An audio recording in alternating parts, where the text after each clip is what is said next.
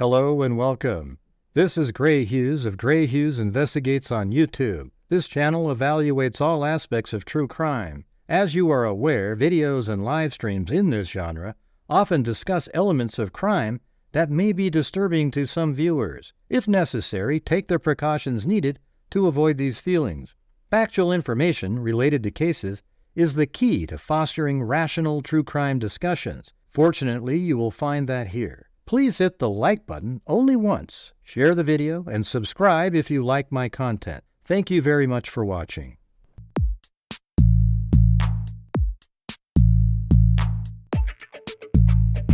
Huh?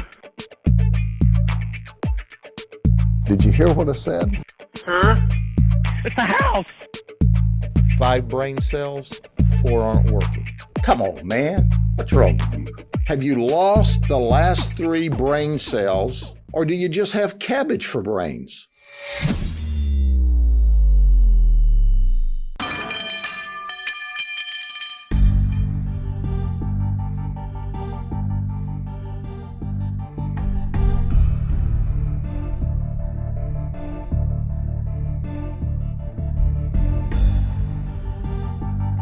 What's going on, freaks? How's it going? How's it going?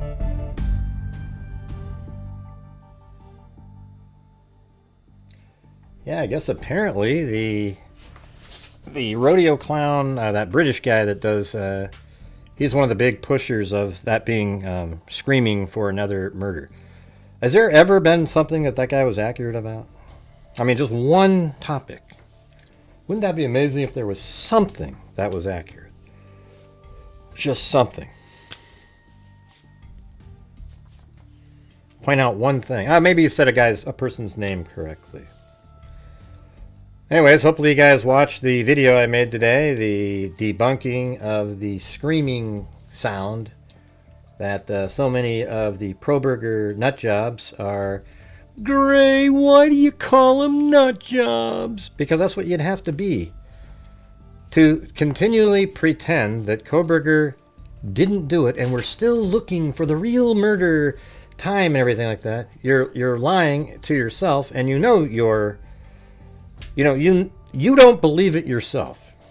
You just know what your client wants, or whatever the hell you call it. I mean, it's crazy. It's sort of like these people are being sort of like, God, it's hard to even come up with a comparison. It'd be like a psychologist who did not give a shit about trying to help you, but everything you said, they just went, yeah, you're right, wow, you're right. And then just sort of went along with everything you said just so that you feel good and you're happy with them, instead of telling you the truth. The truth is Brian Kohberger is the killer. There absolutely is literally zero doubt of any kind, way, shape, form, whatever the hell you want to call it. There is zero doubt at all that Brian Kohberger did it. And these people, almost delusionally following almost like a cult mentality, are sitting around believing this nonsense that specific YouTubers keep selling to them every single day. Like one day, they're going to have to wake up and tell the truth. Okay? But they never will. They'll just say, we were just asking questions. Like Candace Owens always does. It's ridiculous.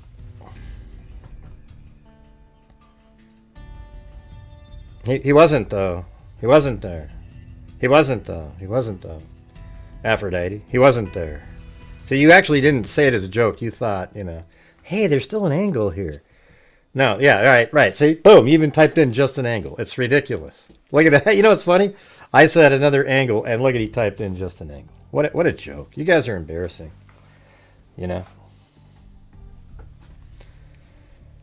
Let's see. So Kohberger killed everybody twice. No, you're not looking into anything, Aphrodite. You're just inventing something. Right. No, I'm just looking into it. No, you weren't.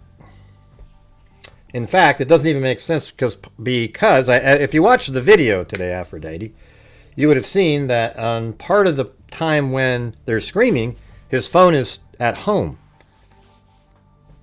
Okay, so not only are you debunked, but you didn't even think through it.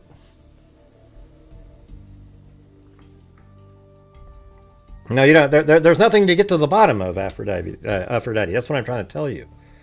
I'm just putting out the reality that there's just people sitting there. Did you watch the video today, Aphrodite? If not, can you please leave and go watch it and then come back? Thanks. Yeah. Okay, then if you watched it today, how do you still have questions? That means your brain is not functioning at this point. It's crazy. That I couldn't do any better, I don't think. Okay. Well, then why are you still questioning? In the video, it debunked yourself, so that means you weren't paying attention. At 2:42, Kohberger was at his house, and they're still screaming and stuff after that. Plus, the first time of the scream, he would have to jet it over there to get there in 15 minutes, and then go in and start killing people. I mean, you know, come on, just think through it a little bit. And by the way, guys, as you're watching the show, if you guys could help support the channel, this channel relies on the generosity of the people watching. And we're currently, again, starting the show off at 0.000000000 while we're already into it. And the video didn't do very well today. Of course not, because it's debunking the garbage, and people don't want to watch something that tells them that they were wrong. And can you quit typing? You've typed in 1,700 comments in a row. All right. He wasn't with the group. Hey, Aphrodite, if you don't stop your little bullshit little comments over and over and over, I'm just going to put you on timeout, okay? Getting sick of it. It's not an angle. You're incorrect.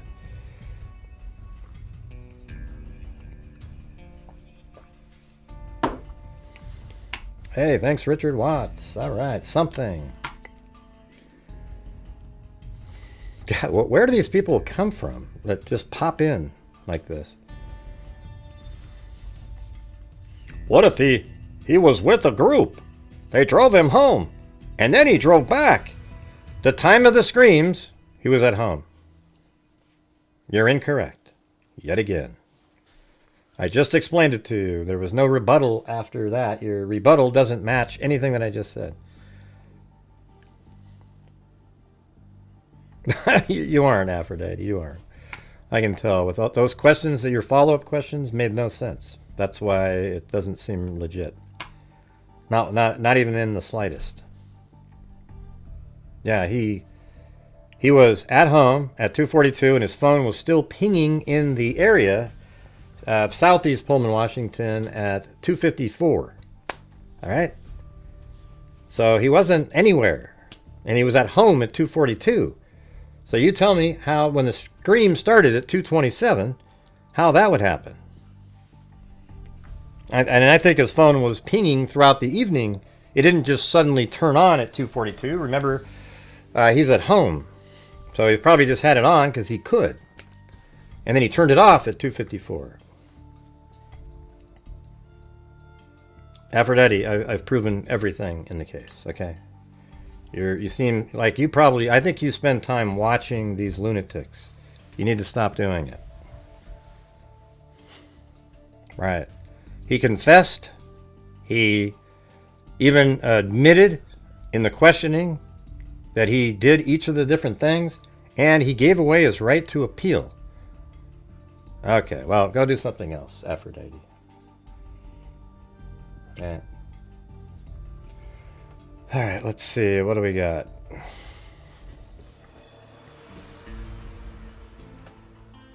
Yeah, I can't deal with that right now. That's ridiculous. And we only got 72 people here, so this is going to be a really tough one tonight. Because it's going backwards, you know. But anyways, I thought I showed it pretty good today. You can see it right here. Look at these waveforms, how tall they are, all the way through, all the partying. and everything. I thought my examples here were really good too, right? I mean, look at this.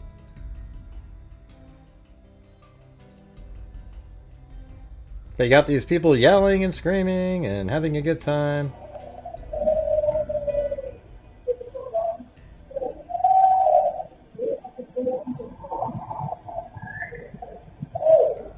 Right, and then you could turn these guys on and say, well, maybe it sounds like this, you know?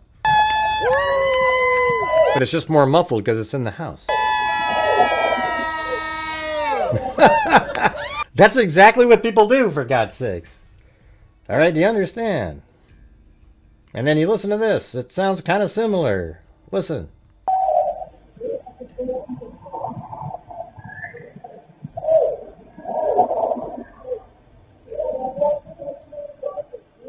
And everybody's just yelling.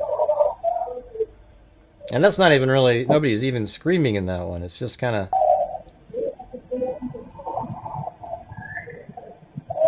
And then this over here is more like that, though.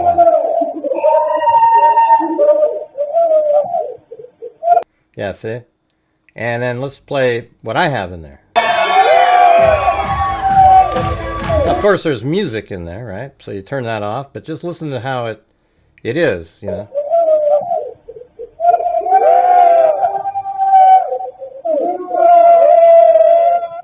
Oh my God, they're just attacking him over and over again. Oh, do you hear that? Hey, let's pretend to be one of those YouTubers. Oh my God. All right, let's do it. Let me do this the right way, man. Let me be one of these idiot YouTubers. Hold on a second. All right, let's play it. Let me show you what they try to do. Their little looks that they give you. It's amazing. Like the whole Candace Owens thing. They'll be like this. Let's see.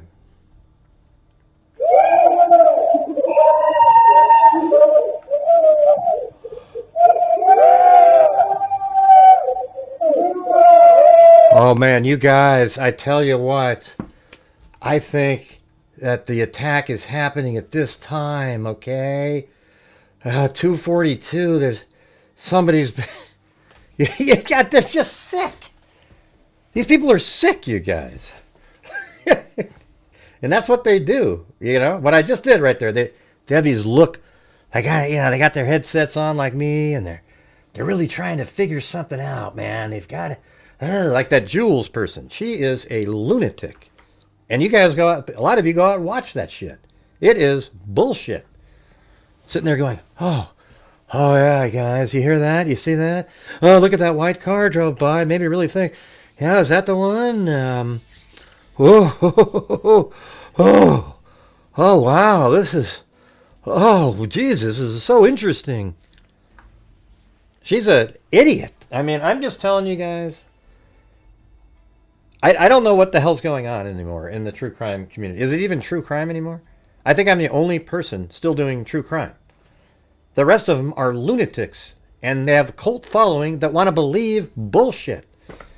And it technically, factually is crap that they're telling you. All right?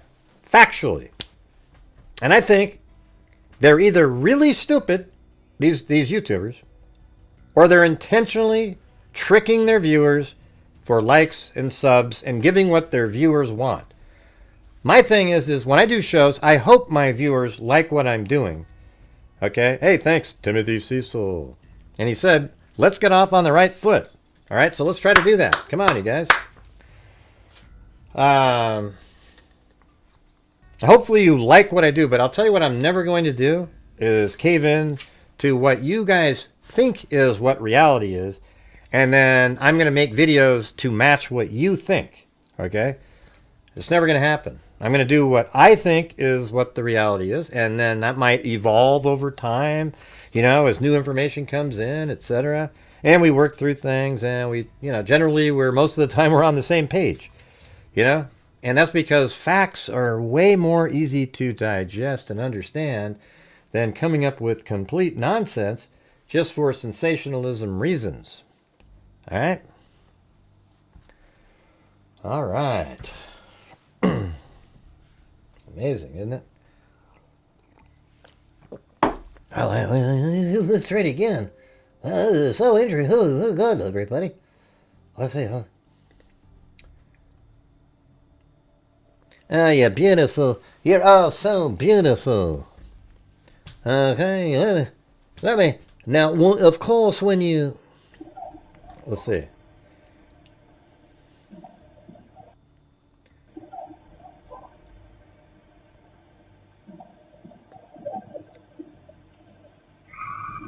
Oh my God. Did you hear that right there? That scream. That couldn't have been like, woo, you know, just having a good time. There's a murder going on. That one's never been solved, nor has it ever been discovered, the bodies in that one. It's incredible. It's a hidden second murder. Maybe that's where Brent Kopacka was at that point. He was at the other house killing people, and then later Kohberger randomly showed up to the other house, and they're just conflating the two. Wow, we figured it all out, everybody. Or could it just be that people are having a good time at a, you know, they're all drinking together, there's maybe 6 of them, they're partying, just 6 of them, and they're screaming, and maybe they're playing beer pong, or they're taking pictures of each other, or doing whatever the hell they're doing, and they're making those noises.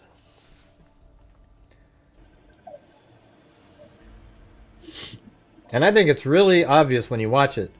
So just for example, that last little scream thing that we just heard, look at the bottom of the screen, and I think I can even make this more, like I can, like look at that, okay?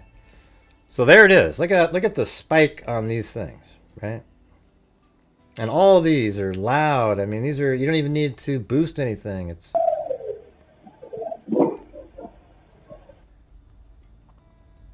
and then we go to the next one, and this is where the I hear laughing in there.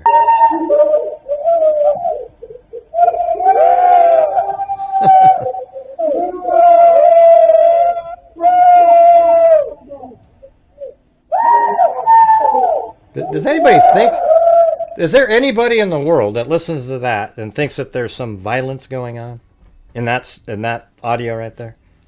That's ridiculous.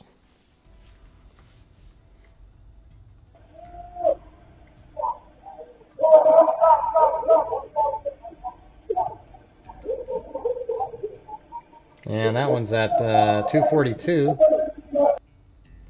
And then we're moving on to the next one.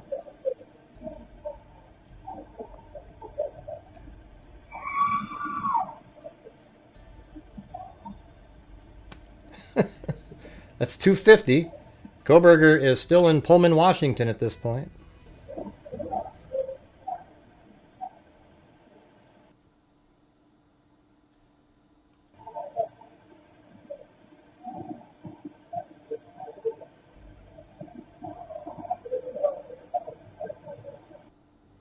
Did anybody see what Timothy Cecil wrote up there?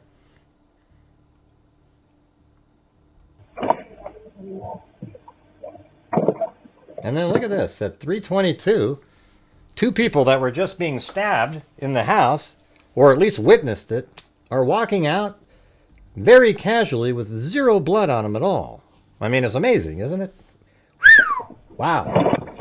You know what's weird is, one part that is weird is 9 minutes later, that's when the Elantra pulls in here. I mean, these guys are, you know, there's still people out driving, going home, etc.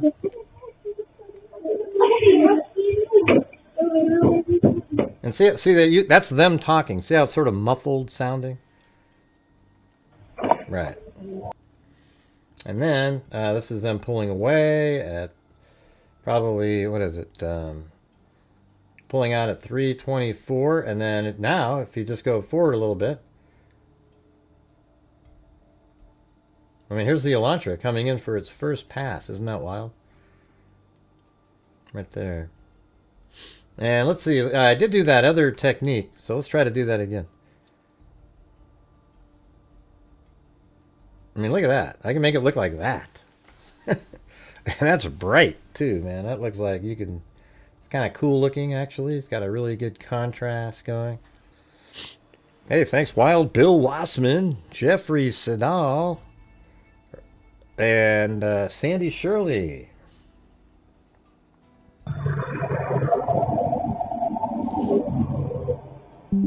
And that's the Elantra coming in the first time, right there.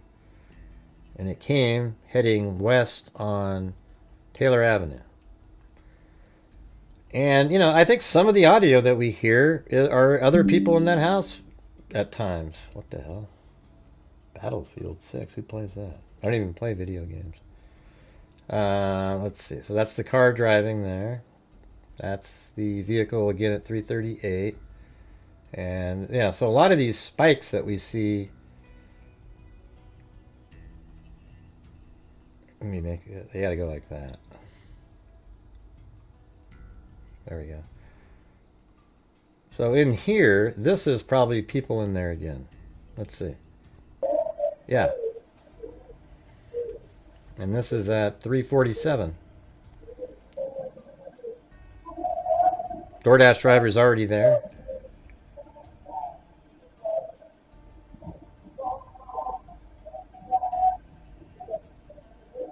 And look at, you can see the signature. It's really tall, high, it's loud. Okay, and then, let's see, this is, since there's no vehicles driving by, that's probably more. This is 351. Sounds like a car, though. Oh yeah, that's right, that's when he's driving up there. Or that's when that other vehicle drove up there that isn't related. There it was right there. And actually, that's the one that's not related. That car is not Kohberger's up there. That's him right there with the rounded headlights. Yeah, so most of these spikes now, everybody's gone to bed, and these are all the vehicle driving. And that's 4 o'clock. And you can see the spikes down here. And then there's no spikes at all after like 4:08. Look how dead this is. See this? Nothing. That's 4. By the way, I mean, how weird is that? By the way, I mean maybe his surveillance and everything worked. I mean, these spikes are him. So basically, right around this time frame, let's play the. See, these are still people in this house.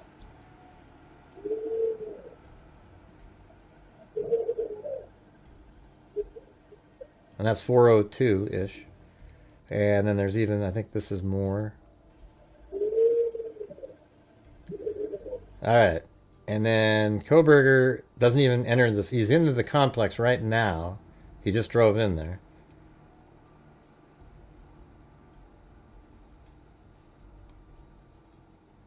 Right there. And then he goes, does his 3-point turn over here. Drives back. And then look at this down here, just dead as a doornail. Because that, and right now, about right now, he is, if you look up on the upper left up here, you'll see the headlights hit there. So that's 4:07:48. And he's likely parked right now. And then I think he sat there and observed through Madison's window for quite a while. Maybe 5 minutes or so, maybe even doing some blood spatter preparation. And then right around this point is when he's in the house at 4:12, you know, ish, something like that. Xana Kernodle's still awake. She got her DoorDash delivery and was using TikTok right around this time. But look at, there's no height on any of the audio signatures down here. Just a little bit, like right here or something. That's another vehicle somewhere. Actually, I think, as I said before, I think this is Kohberger pulling down, boom, and parking closer down here. Because here's something that's interesting. Let's say it looked like he wanted to park here. So maybe he wanted to be closer to that road so he could get the hell out of there. He just didn't know that there was a surveillance camera inside of a light. He probably looked around and didn't see it. So I think he tried to park on the back side of the street that's just to the right of the 1122 King Road parking area. That's what that audio was that you just heard. And then he goes into the house, and he's probably in the house right now. And let's see what this is. There's some audio at 4:15. Let's rewind that a little bit. Hey, thanks so much, Tina Humphrey.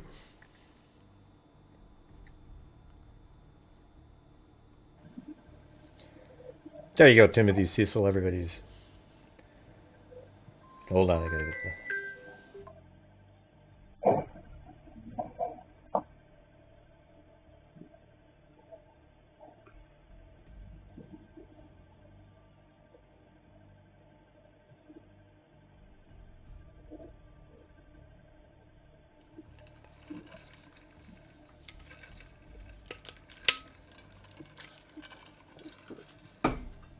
All right, let me do that part again. See, this is kind of a high spike right here. Yeah, so that sounds like doors shutting inside of this house.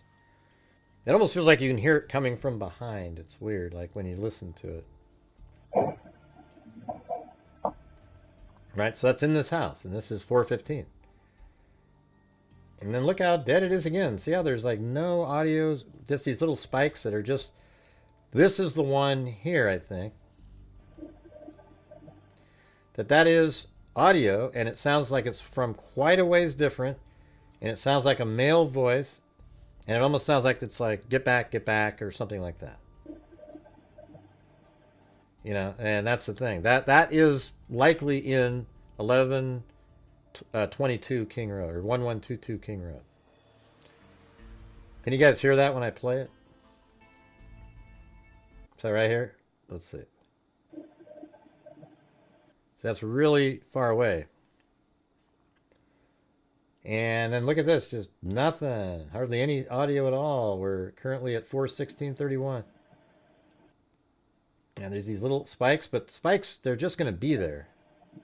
They could just be anything, like just the sound of pipes. I mean, it's just... And then there's this sound. And it sort of sounds like a dog bark, but it also doesn't sound like a dog bark. It sounds like somebody being hit. And if you look at the time, it's 4:16:51.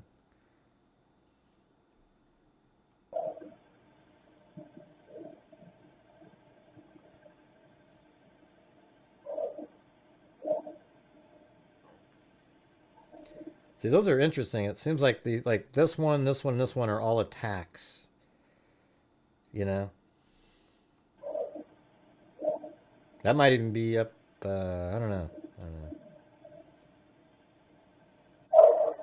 And then we got the first bark from Murphy or whatever, you know, I mean, we think it's Murphy, you know. Nobody's ever said directly, oh, that's, I mean, Murphy's barking, he's outside, so maybe he just kept barking and barking.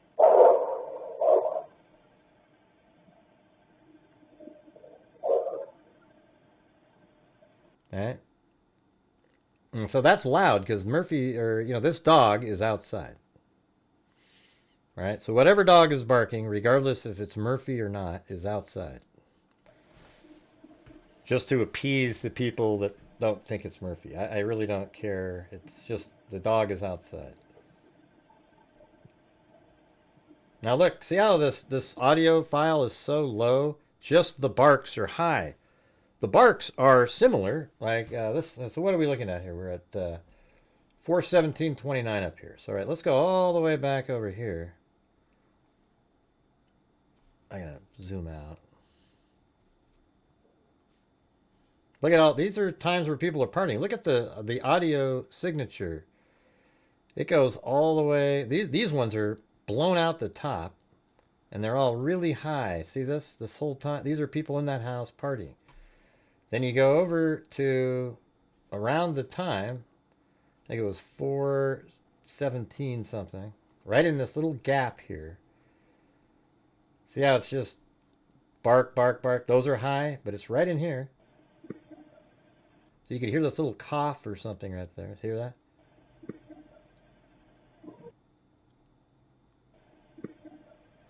That's sort of weird because now you can hear almost like an impact. I didn't think it seems different than before. Let's see, let me make that loud.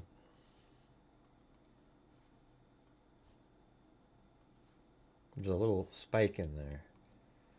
Let's do audio gain like 15. All right, let's see what that is.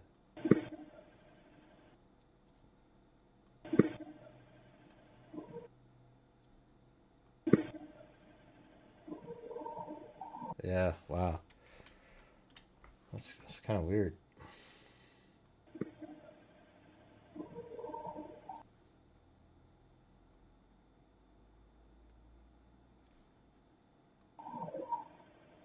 They're like, get out of here, get out of here. You see how far away that is? Look how low, like, you can hear it, right? In here.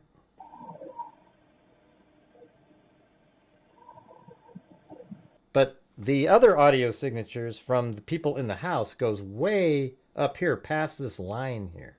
Almost like this. So it's obviously not the same house or anything. And, you know, these people just didn't want to take the time to disprove themselves. I happen to have an easier time because we all know what the truth is. So I know what they're saying is fake. And then it's easy to come up with how to prove that they're fake.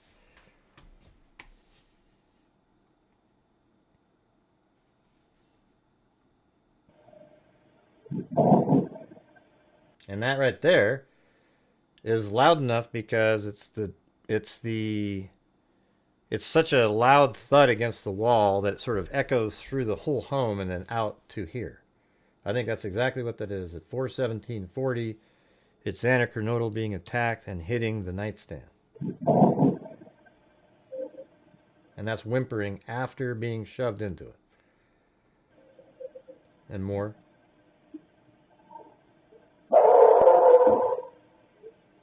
More whimpering. Yeah, now I think she's quiet for good. And now, you know what's interesting too is now look at the wave. In between the barks, there's like almost nothing. You see what I'm saying? It's like just this flat. There isn't even any sort of off. It's pretty wild how that worked. So you go right to the first barks. You see these. There's some audio in there. I mean, I think you can actually tell the story just looking at the audio wave form.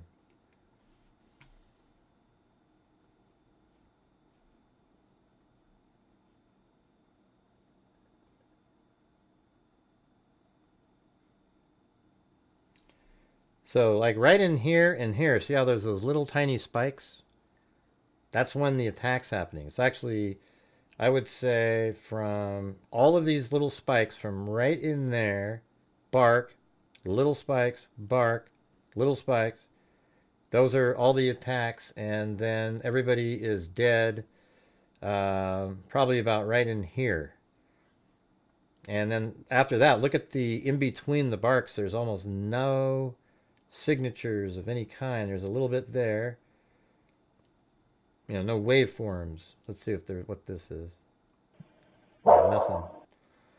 Isn't that weird? Crazy.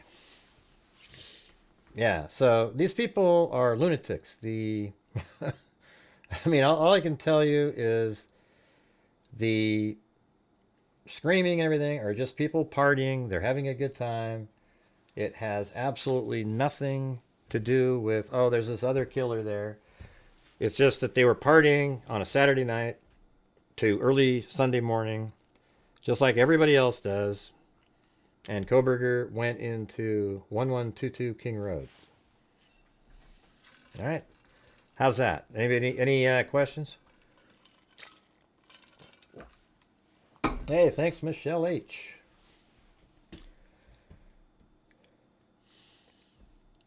How's it going, everybody? Let's see. We've got Alley Kick, Sky, something or other.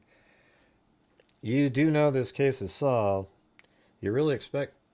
What the hell are you talking about, man? I'm just doing a show. It's just part of the show. I made a video on it. These people are crazy. Why don't you go over to Jules and the UK guy and the other dipshits who are still trying to pretend the case is like they don't have the right guy yet. I'm debunking them now. And by the way, you've been removed from the channel permanently. All right, so good luck.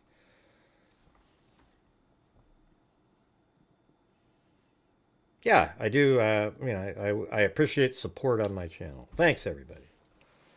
So if you're out there and you have the ability to help support the channel, that would be great. So is anybody in here? You have any thoughts about this? I mean, I showed the timeline here.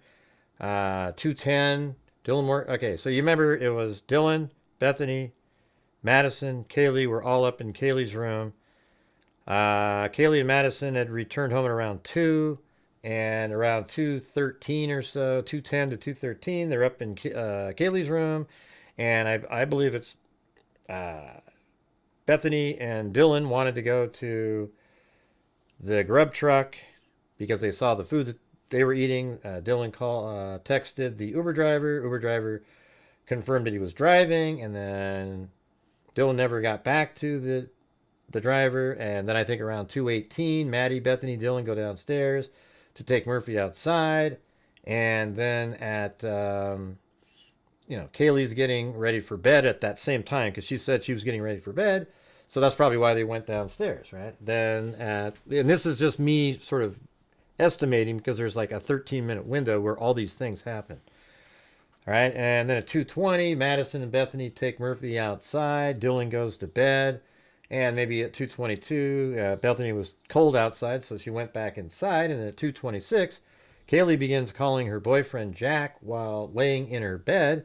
And then around 2:30, Bethany is in bed watching Baby Daddy downstairs on the first floor. Then around 2:34, Madison asks Bethany through the door, "Hey, have you seen Murphy?" And then at 2:36, Madison goes to her room to get ready for bed. And then around 2:40, I think Madison gets into her own bed. And then at 2:42, the cast data shows Kohberger's phone is still at his house, which absolutely is just shreds these idiots who keep saying the same thing. And then at 2:43, Kaylee goes to Madison's room. This is just how I'm envisioning it because of what the circumstances were, and it's all based on the facts of the case. Kaylee goes to Madison's room to have her call Jack, and Kaylee got into the same bed with Madison. And then at 2:44, Kaylee calls Jack for the last time, and I'm sure Madison's sitting there listening, and then they go, "Hey, I'll try calling." And then Madison begins calling Jack at 2:44 at that exact moment in time. And then at 2:44, Kohberger is, that part right there is something that doesn't exist now. But at 2:47, the cast cell tower data shows Kohberger's phone in Southeast Pullman. I'm actually going to delete that now. If you guys don't mind, I just want to, oops, right here.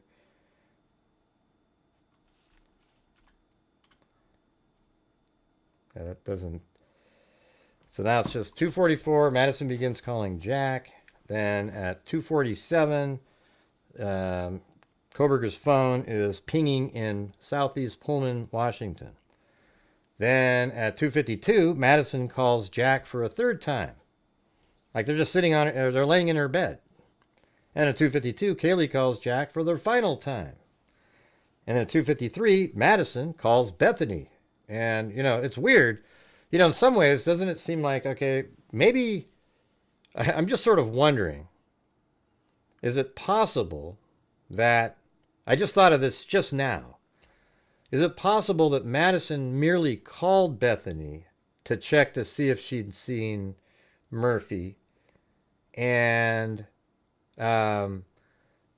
she just sort of conflates in her mind that she knocked on the door, because remember, she didn't see Bethany. She just was asked through the door.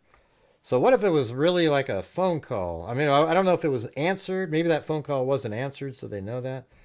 But it's interesting, Or it could be that she's calling Bethany to say, "Hey, I found Murphy, don't worry about it." But at the same time, how drunk Madison was, I don't think she would think to do that. But anyways, that is sort of interesting, right? Maybe at 2:53 was when she literally called downstairs and said, "Hey, have you seen Murphy?" And then at 2:53, Pullman, Washington, Nevada Street, and Stadium Way. So he's at 2:54. He's still in. Kohberger's still in. And actually, I got to remove this one now too.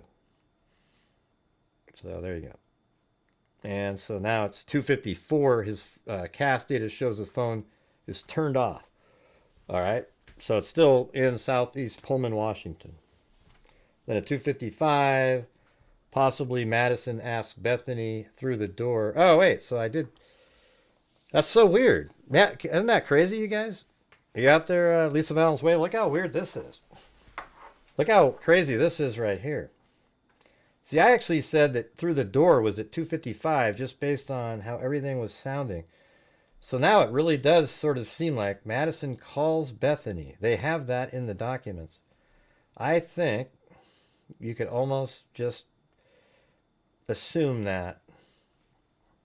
Now, I don't know if she didn't answer the phone, but look at that. That's 2 minutes later, she's going to ask through the door. Or maybe she, okay, I guess you could say it like this. Maybe she tried calling at 2:53. Bethany doesn't answer. So then Madison goes downstairs and knocks on the door maybe at like 2:55.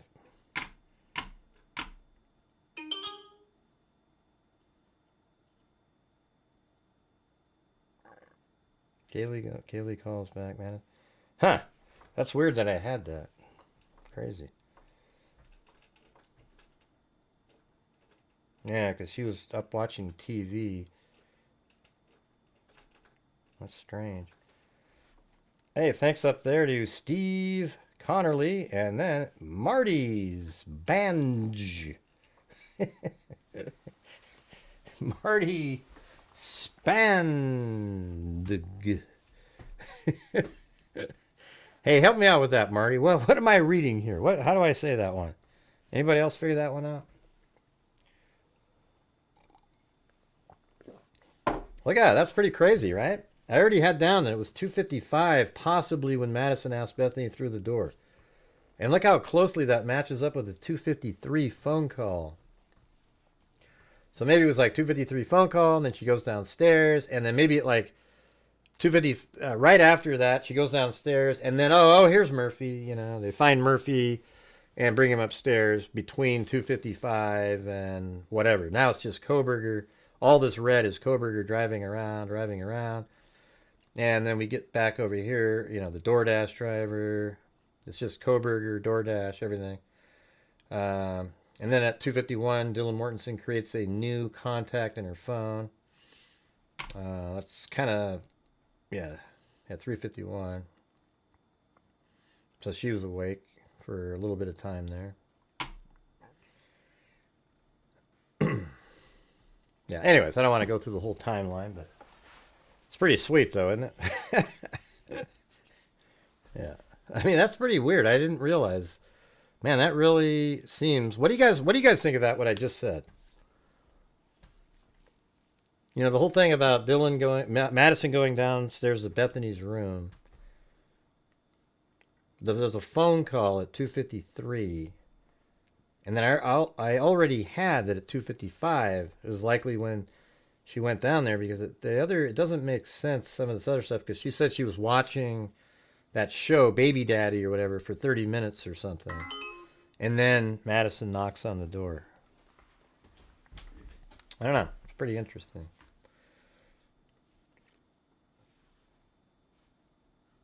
There's no way in hell that the Kohbergers would ever want a document like this. They wouldn't be able to deal with it. It would be, oh God, everything I want to pretend is real, it's all got an answer in here. Screw it. Forget that shit.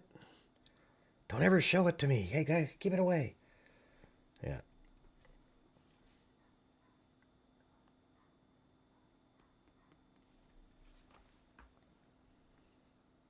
As we know it.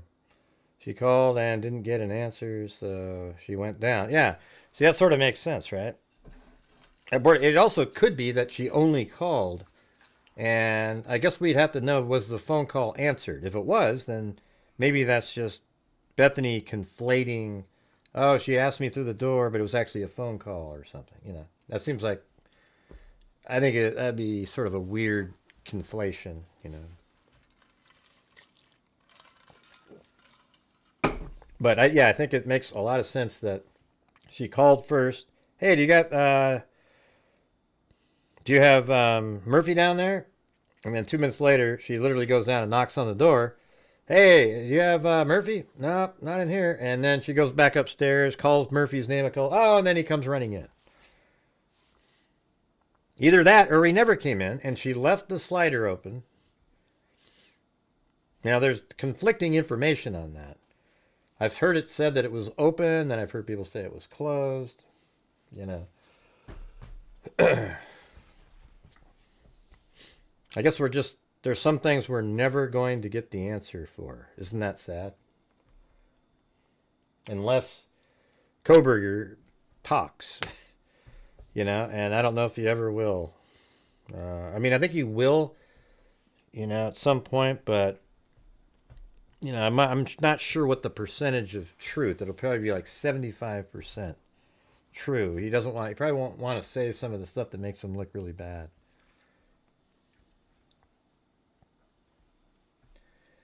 I don't know why, but always imagine it open. Yeah. Well, in my animation that I made, I have Xana looking, and the door's already open because he's already in there. But I think later on, I think Kohberger came in after she was in the kitchen. Because she was in the... Well, I guess we don't really know what time she was in the kitchen, do we? You know, she stopped using TikTok at 3:12, but does that necessarily mean, you know, like she couldn't have gone into the kitchen after that? And, you know, we don't really know that kind of stuff.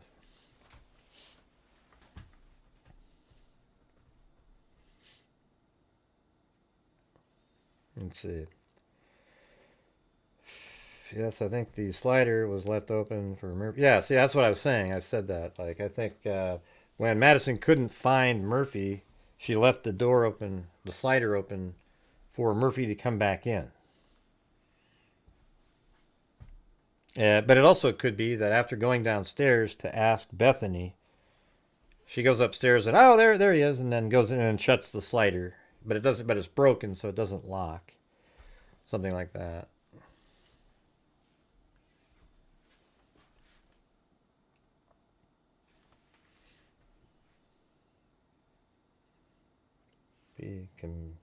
Too busy crying, complaining.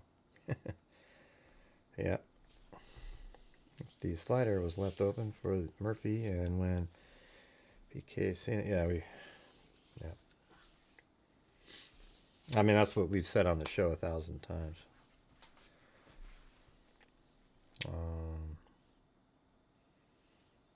Yeah, so, you know, all these people that are saying, I mean, just right there when I read through that timeline, how does it work that, you know, we zoom back up into this area up in here, and I was just reading you from 210 to 254, which encompasses almost the entire time of the screams that we hear coming from 1112 King Road. It doesn't make any sense. None of this stuff, doesn't make sense. These phone calls are real things that happen.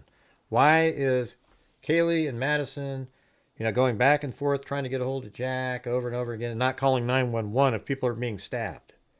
Okay? Well, they didn't. Okay? I didn't put that in the video. Probably should have. But, you know, they're not calling 911. They're just calling Jack. Hey, come over, Jack. You know, and because Jack wasn't responding to Kaylee, they had Madison do it, hoping that he would answer if he called. Maybe he would think something was going on.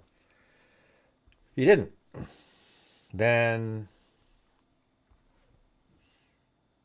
I don't know. It's just the whole thing. It doesn't make sense what they're saying, and yet so many suckers out there believe it. Yeah, you already said that, Lisa. Yeah. Let's see. I don't think Kaylee would go to bed without knowing where Murphy was. No way Kaylee went to bed without knowing where Murphy was. Yeah, you said that twice. That's why I think Madison probably found the dog. I think the slider didn't lock because of the stools. Right. Well, it's not because of the stools. The stools indicate that the locks don't work. You know, they would have just locked the door. You know, maybe they thought though the stools would keep it even closed if somebody jimmied the lock. The stools would keep it held shut, and they would have to like break the glass to get in. Something like that.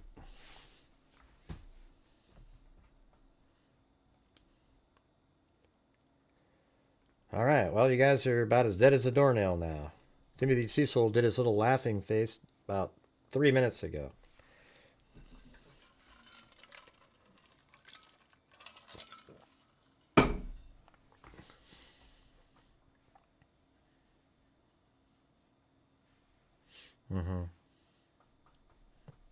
I think it was still open. They've all said a whole bunch of different things. I've heard many versions of it. Oh, the door was locked. It was unlocked. Well, you should be Aphrodite, because up above, earlier, you said stupid shit. And now you just said another stupid thing, so I'm going to have to put you on timeout again. Oh, well. Maybe come back next time if you want to just join in and have a rational, normal, thoughtful conversation instead of your dribble, unlogical comments back and forth that have absolutely nothing to do with anything. But hey guys, if you're out there, if you want to help support the channel, I would appreciate it. Maybe buy some channel memberships for other people out there. We're currently at 1/4 of the nightly goal, so see if we can, you know, move forward, I guess.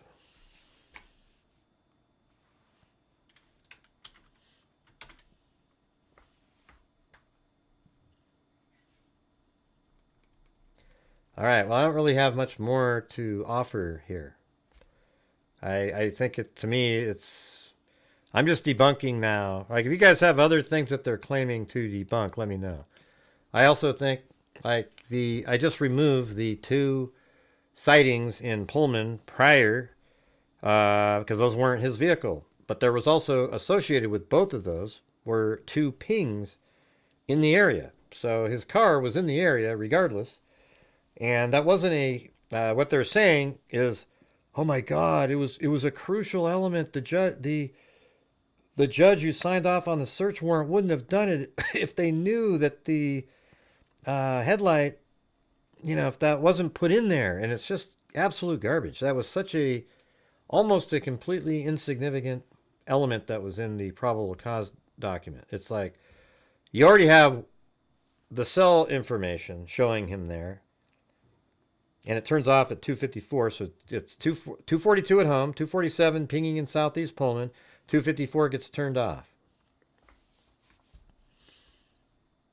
All right, and then it doesn't. The vehicle spotted with the fog lights.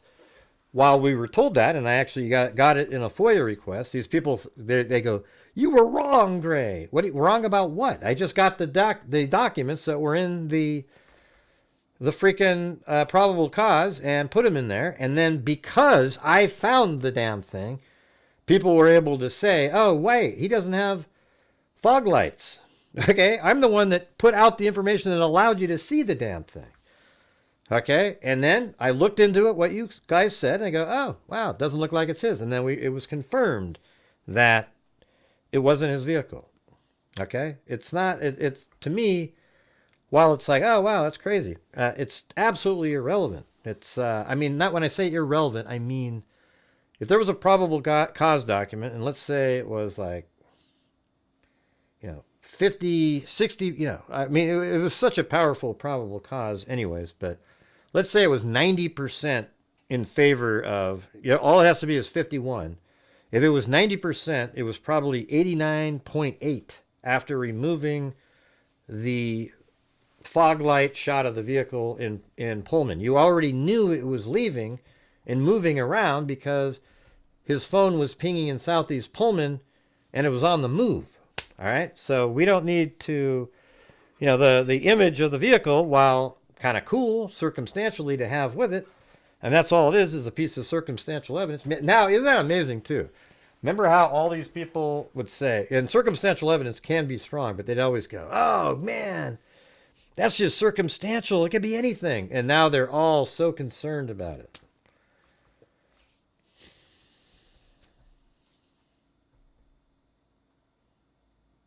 Huh? Okay, just really only seen this one when I've been on here. What do you mean? I don't know what you mean. Hey, thanks, Timothy Cecil. And Jeffrey Siddall again up there.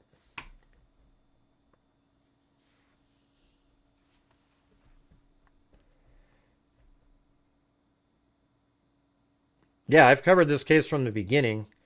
And if people were following on my channel the whole time, you know the case. And we had it right the whole time. Okay? And that's, you know, and I've been there 3 times. Or was it 3 times? Yeah, 3 times I've been there. I went there in September of 2023. I went there in, I think even in, might have been December of 2023 too. And then I went there last July. While I was there is when he pled guilty. But been there. I know I know every place. I could go there right now and walk the whole thing. I know it. Hey, thanks, Roger Smith. And that might be something I do more of, is like travel to these different places. Yeah, okay, thought it ended. What do you mean, okay, thought it ended? Well, I don't know what you're saying. Yeah, the case is over, right? Yeah, I'm still getting the FOIA information because we're still putting all the pieces together that we were deprived of by not having a trial. If you're not interested, you don't have to watch. You know what I'm saying? Hey, thanks, Roger Smith.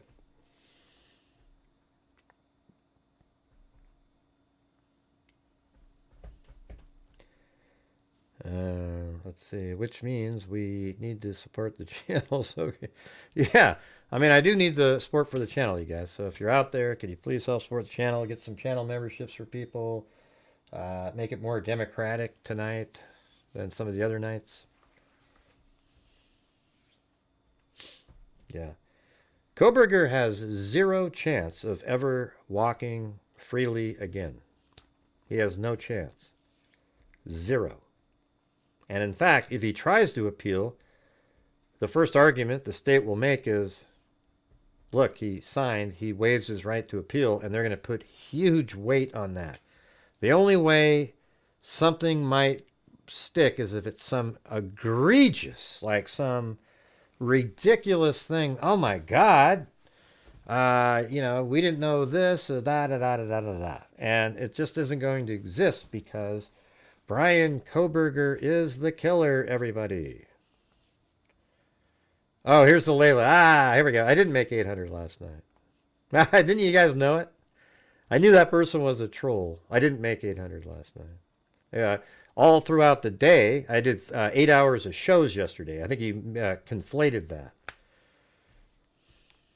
that.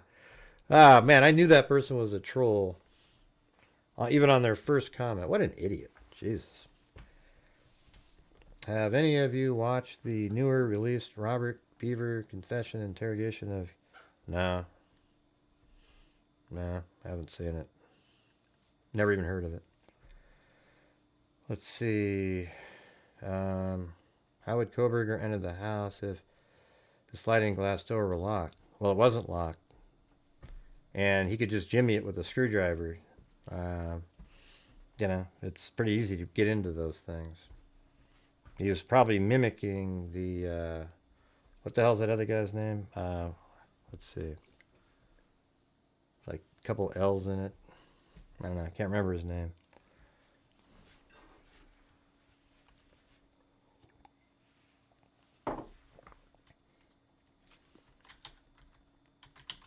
Yeah, Rawling. Yeah, see, a couple L's, just like I thought. Yeah, Danny Rawling. Yeah, Danny Rawling broke in sliding glass doors using a K-bar knife. So there you go. Isn't that ridiculous that somebody comes in like that? Tries to sneak in, a little stealthy, try to sneak in a stealthy comment. You know.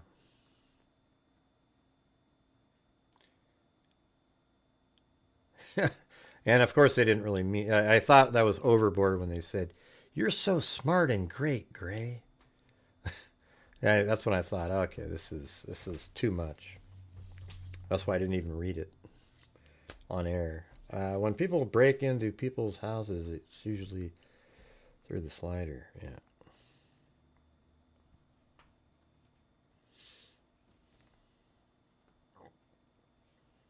Yeah, I don't know where these people come from when they show up like that. There's a troll community that doesn't like me, and it's because they've never done anything important with their own lives. And we do really great stuff over here, and they feel bad about it, that they haven't. So what they try to diminish the people that do so that they can feel better about themselves, because there isn't somebody always doing stuff that they can't do, you know. It's crazy, but I'm at to say it again. If you guys could help support the channel, that would be great. We're kind of on one of those massive lulls where we're just sort of struggling along, and I don't want it to be like last night early on. You know, yesterday I had to do 2 shows to have a good day. You know, 8 hours of shows. 3 hours is really what I normally do. Now, if there's a trial, we do the whole thing. I'm kind of hoping that Tyler Robinson goes to trial. I have a feeling, though, his attorneys aren't going to, once they get all the information in there, they aren't going to want to risk trial and the death penalty. I think they would probably ask somebody like Erica. You know, I don't know. You know, Erica might say, I don't want to settle on life without parole because I want the details that come out at trial. You know, because she's really big on that, for sure.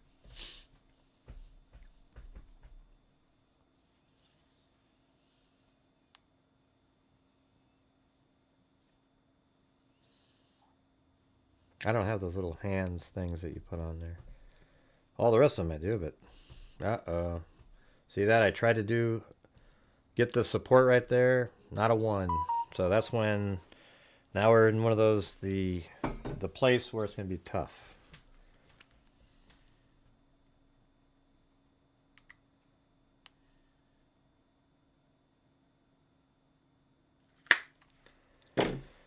Oh boy. I mean, yesterday sort of made up for 2 days where we barely did anything, and we can't have another day where we're just dropping. So please consider it.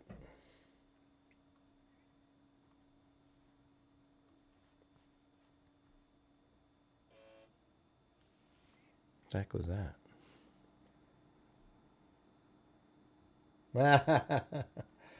Oh yeah. I got an email from somebody, a troll. They just couldn't handle themselves.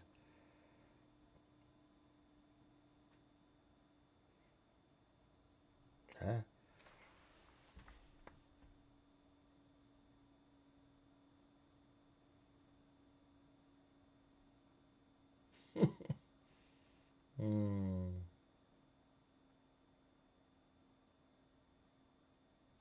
Yeah, see, these people always think that I care what they're saying. It's weird, so goodbye again.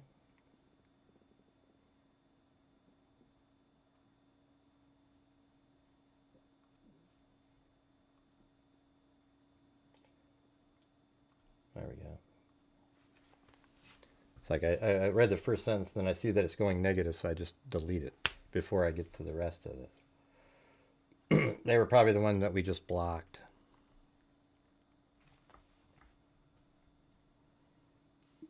Yeah. All right, anyways, I'm just going to switch topics then.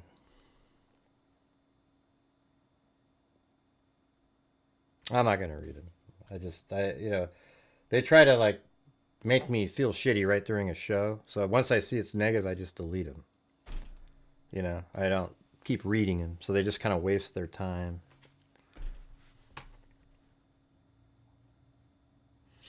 $65 months for alley cake. All right.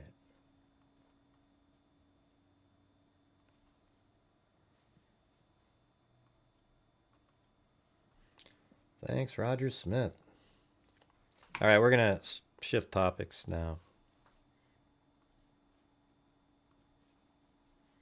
I think that one looks pretty good, don't you think? The way that lighting on that one's sort of like half day, half. Like you see the house is really good, but it sort of looks dark in other areas, where almost like a little area that's really lit up well at night. Isn't that kind of cool too? See that little outline there? That's a car that wasn't there during the homicides, but you see it there. because it was there up until that time. That's the one that those girls get in and drive out. Thanks, Roger Smith and Timothy Cecil. And thanks for the coffee, Lisa Valenzuela. All right, well, here we go. This one is a cold case solved. It's pretty interesting. Somebody sent it to me today in Canada. So what we're going to do is just going to look at these first. All right. So here we go. And this is in Toronto. That's it was in newspapers.com too. So police fear for missing nanny. So there's a missing nanny. Homicide investigators who have been working on the murder of Jenny Isford. I think that must have been a really big case because they mention it all the time. And are now probing the suspicious disappearance of a 25-year-old York Borough woman, Christine Prince, a live-in nanny for a Pinewood Avenue couple, was last seen 5 blocks from her home at 1:30 a.m. yesterday when she boarded a St. Clair Avenue streetcar. Yesterday's discovery of her wallet and identification apparently tossed from a car along Highway 401 near Meadowvale Road. Yeah, so you've got, let's see. So she lived, this is in Toronto here, she lived right on this street right here. Yeah, as a nanny. And then she was last seen right down here with a friend. And the friend went home this direction, and then she got on a trolley going this direction because I think she lived, well, no, actually she lived, the nanny was right here, okay? Her friend lived right there. So she took a trolley down here to get back up to her home. I don't know if it drove up that direction, but it would take her back to her home right up, up in this area. It was apparently 5 blocks. So, it could have been, it actually could have been closer down here because these look like, from here we got 1, and then maybe 2, 3, 4, 4, 5. So maybe it was like right up in there is where she was ending up going instead of up here. Let me move it down a little bit.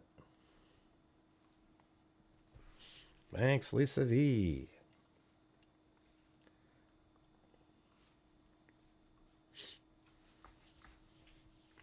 Yesterday's discovery of her wallet and identification apparently tossed from a car along Highway 401 near Meadowvale Road.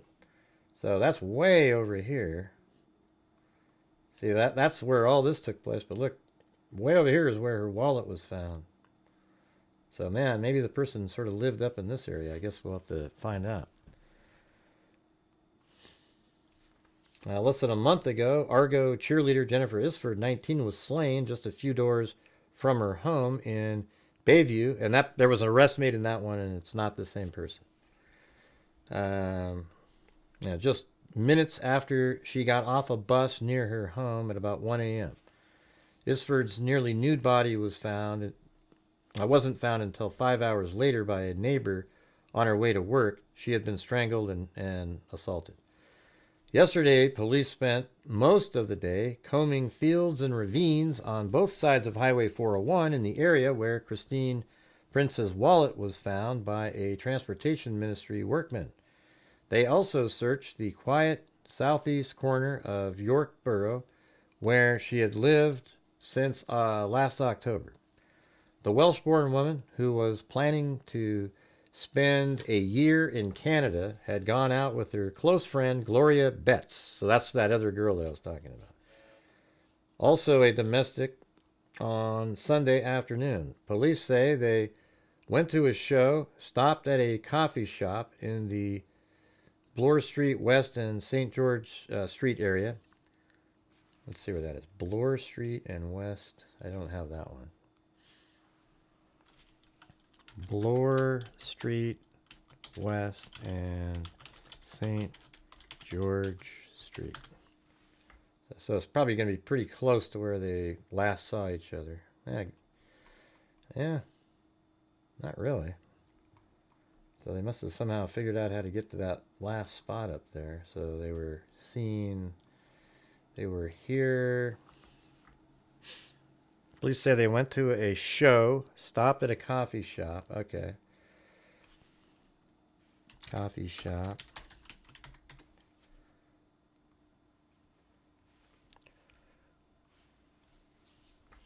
And then headed home on public transit. There you go. According to her employers, Emily and Josie Kruzik, the two women parted at Bathurst Street and St. Clair Avenue. All right, let's see. Do I have that right? Bathurst Street and St. What's that sound? It sounds like something. It's like eh.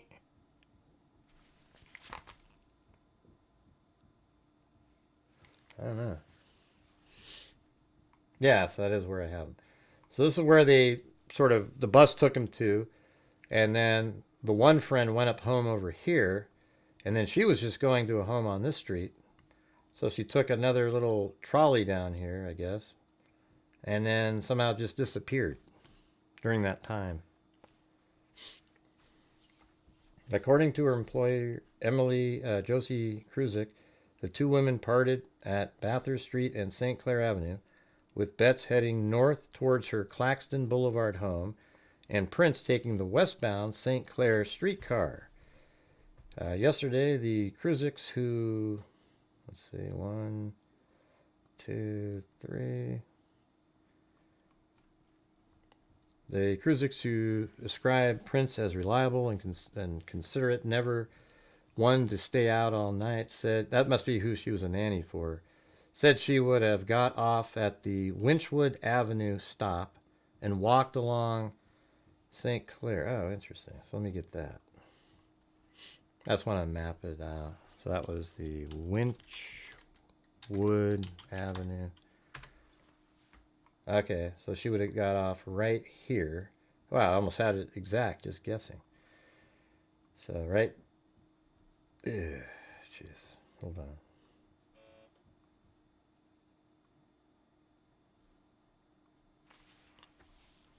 What's making that? It's like a battery or something.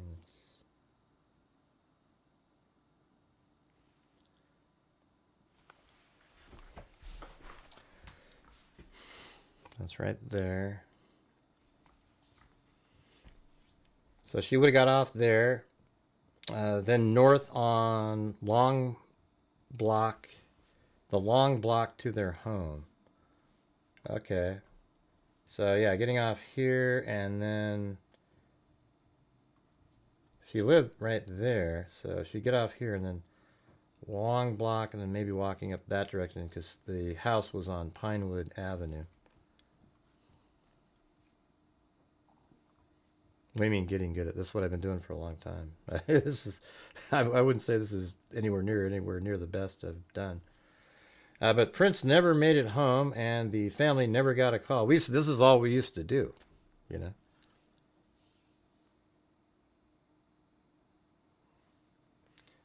But Prince never made it home, and the family never got a call, although they were up until 2 a.m. It wasn't until 7:30 a.m. yesterday when she didn't get up as usual to look after their daughter, Nicole, that they missed her. We thought it was serious when she wasn't there, said Josie Kruzik, visibly shaken by yesterday's day-long search. The Kruziks immediately went door to door yesterday morning with the help of Prince's boyfriend, begging neighbors for any information they might have on their disappearance, but a search of the area, backyard, and nearby Humewood Park, where Prince often took the Kruzik's daughter, and let's see how we can get that, because you wouldn't walk far to go to a park with kids like that. So this is no,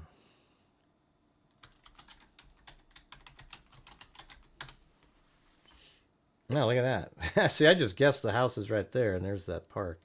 So I don't know, I think that's pretty close. Well, thanks then, Roger. I just, yeah. You should say, man, you're good at that, because I've already been doing that. Never mind. I'm just saying. You know when you sell somebody, hey, you look nice today.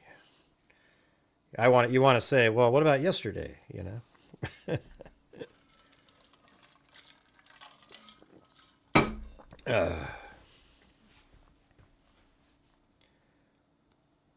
Hey, thanks, Aaron Sayers.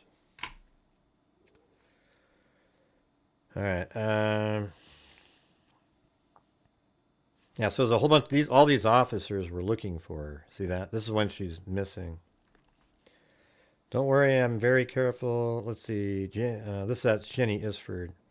Josie Kruzik said she had been frightened by the murder of young Jenny Isford and expressed a concern to Christine to be careful. She said, don't worry, I'm very careful. She often took a cab home at night when she was out late.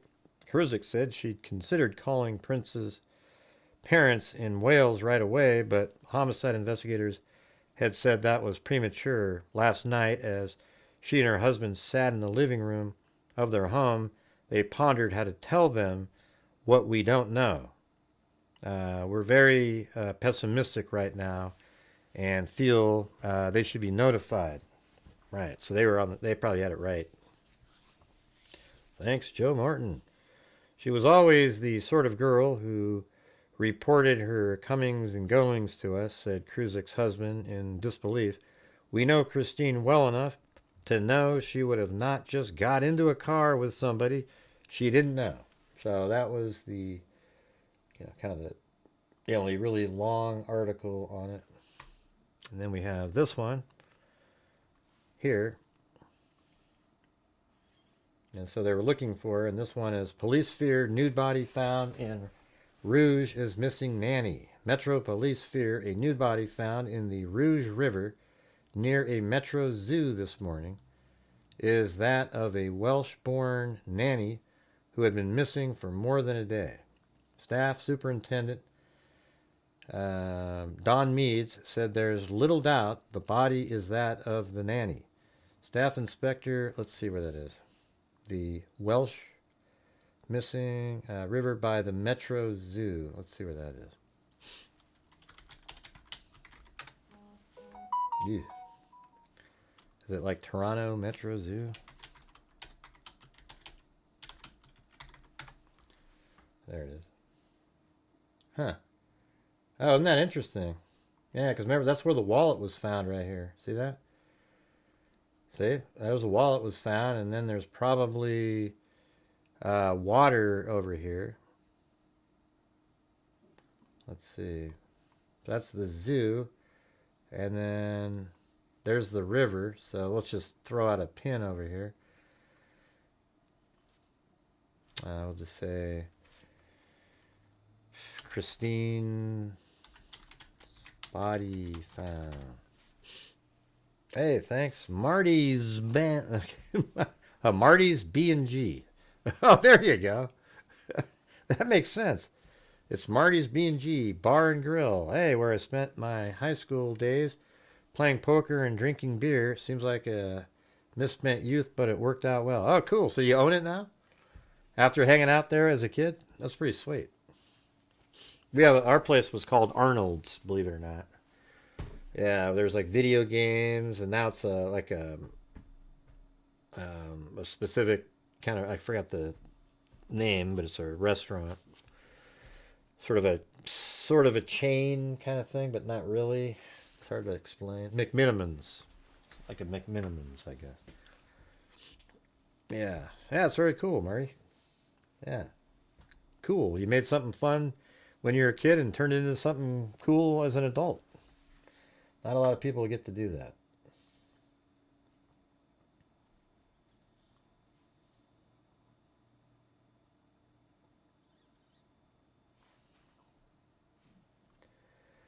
All right, so she was found over here, which is interesting, right? Because the wallet's tossed out, and then her body's found, near the zoo. It could be anywhere in this river, by the way. I'm just throwing it over here by the zoo. It just doesn't, I don't know.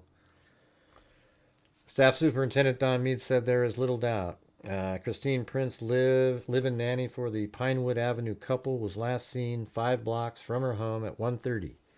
Yesterday, discovery of her wallet and identification apparently tossed from a car along Highway 401 near Meadowvale Road. Did I do that? 401 near Meadowvale Road. That's right, I did do that. So Meadowvale, this is Meadowvale here, and this is 401, so it's kind of like, it's got to be right in this area. It could have been when they were leaving, too. You know, after tossing her body, they drove like this and threw it out. Christine, let's see. Yesterday's discovery of her wallet, right here. Less than a month ago, Argo cheerleader, see Jenny Isford. See, they keep talking. That must have been one of the, like the really big one that had like 5 articles a day by everybody. Was slain just a few doors from her home. Isford's nearly nude body wasn't found until 5 hours later. The Welsh-born woman who was planning to spend a year in Canada had gone out with, and then 1, 2, 3, page 5, this is 4, so one more. Now that looks really similar to that last one, doesn't it? Same everything. I don't know. I don't think we, so that was actually, yeah, it looks like pretty much the same article. They did cover this one a few more times, but there was nothing new in it.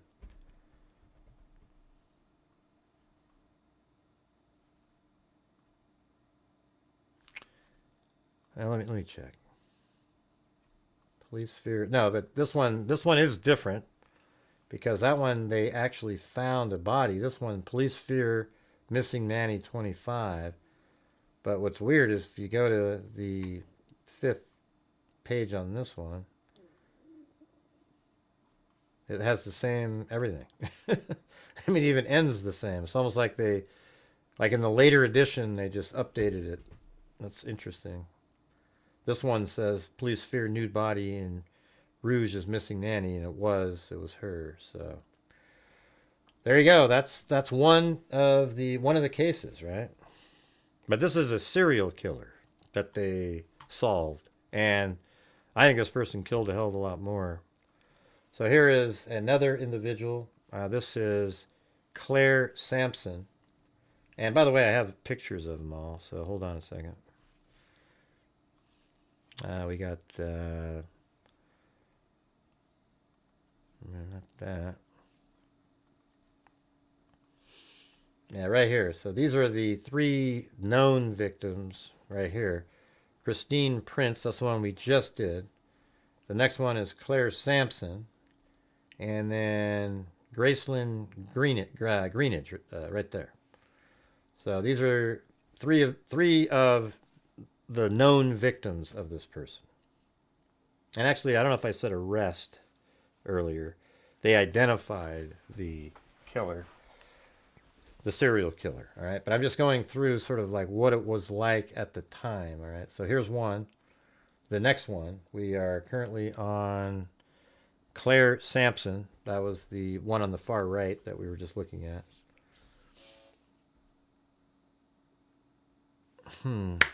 What's making that noise? It's going to bug me now. I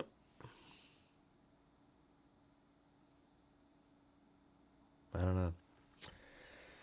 Okay, this is in Bari. Police say they suspect foul play in the death of an unidentified woman believed in her mid-20s whose body was found in a wooded area near here yesterday. Ontario Provincial Police moved the body to the Center for Forensic Sciences in Toronto to determine the cause of death. But hey guys, if you're out there, if you could please help support the channel, that would be awesome. Police searching for a killer of 23-year-old Toronto woman. Ontario Provincial Police are hunting the killer of a 23-year-old Toronto woman who was shot to death and left in a wooded area near Bari. Police identified the woman as Claire Sampson and said yesterday the examination of the body at the Center of Forensic Sciences in Toronto indicated she had been murdered. but they, let's see, but they would give no details on where she lived in the metro area or whether they believed she had been shot where she was found Friday or that her body was dumped there sometime after the killing. Police would not pinpoint the area where the body was found. Other than that, it was near Highway 93 in Oro Township, north of Bari. Still unsolved is the strangulation, and now they bring up a different person, killing of Lee Marie De Palma, believed to have been kidnapped last September 21st from Bari Shopping Plaza. Well, that one was solved too. I actually looked that one up. That was kind of interesting. It's not related. Police believe that Sampson had not been dead long before the discovery of her body. Detective Inspector Jack Burke of the Criminal Investigation Branch of Toronto is heading the investigation. Detective Sergeant Barry Browning of the Bari OPB detachment yesterday, directed an extensive search of the area where the body was found, hunting for clues to identify to the identity of her killer. And I do have a bunch of stuff for her. So her body was found over here, and it took a while to sort of figure out the exact spot, but it's near wherever this golf course is. I don't know if it was there back then, but I think it's this wooded area here. And then 300 Jarvis Street is where I think she was last seen. She might have been, I think she was a sex worker. And it was in front of this hotel here at the time. So that's where she was seen. Probably picked her up, and then he dumped her body far away, which is way up here by this golf course. I mean, that's a long drive right there.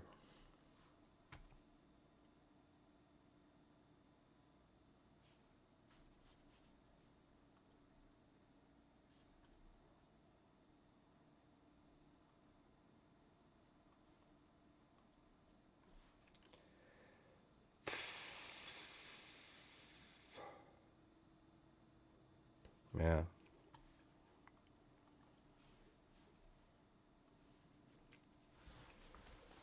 Woman's death still a mystery. 3 days after the body of 23-year-old Metro woman who had been shot to death was found in the woods near Bari, the case remains a mystery. Ontario Provincial Police have identified the woman as Claire Sampson, but have refused to provide details about her or her death.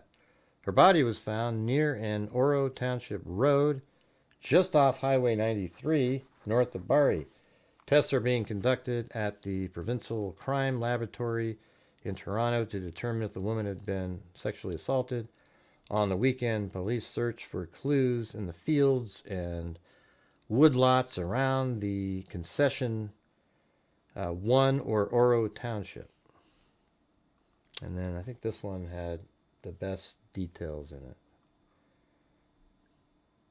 I think. She was discovered with a bullet in her head. Police are seeking the public's help in finding the killer. I think that last one is where I got. So it was Highway 93. They gave sort of off of this highway here, but then Highway 93 is this little, I think, that's right. They mentioned this exact side road 20 and 20. Yeah, there it is. It's actually in this one. There it is right here. Claire Sampson, 23, a sex worker. Let me make myself smaller. Forgot to reduce that again. A prostitute known as Casey was seen standing in front of the Essex Hotel, and that's that 300 address, that hotel that I showed you, on Jarvis Street in Toronto during I looked it up on the internet. It's not named that anymore, but they gave that address as what it used to be. She was seen getting into a large beige car driven by an older, balding man. The vehicle drove off, and Sampson was never seen alive again. The next day, Sampson's body was found in a wooded area off Oro Side Road 2021. And that's just what this is. Side Road 20 and 21. Near Highway 93 at Crown Hill, just outside of Bari. She had been shot in the head with a small caliber weapon. Police are asking anyone with information on the slang to call Crime Stoppers. If an arrest results from your call, you could earn a cash reward of up to $1,000. All right, so that's all there was on that. You know, just another case. There's a body on the ground. And that one was in, I think the first one was 82. Let me get the, I don't know if I have that written down on that.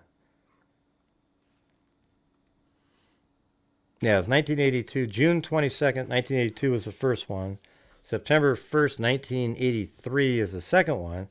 And then the third victim is 1997. So do you guys, I mean, there's no way that this person didn't kill or do the same thing to people between 83 and 97. He just probably figured out a better way to do it.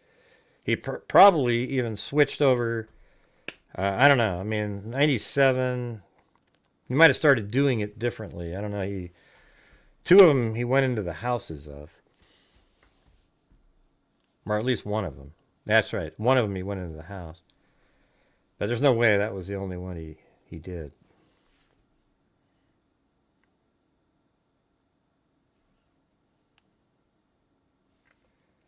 All right, guys. How do we get moving on tonight? We're gonna. I can't dance the jig. We've already gone over that.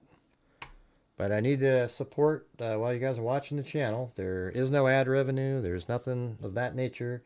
Yesterday sort of made up for one of the other days we had during the month, and now we're sort of back to just sort of a normal break-even kind of month. You know, not break-even, but the lower. You know, just making it by where we can still give. Some money, a couple thousand, hopefully at the end of the month. But, you know, I'm not covering the big cases again. And tonight, and all of a sudden, it's weird. All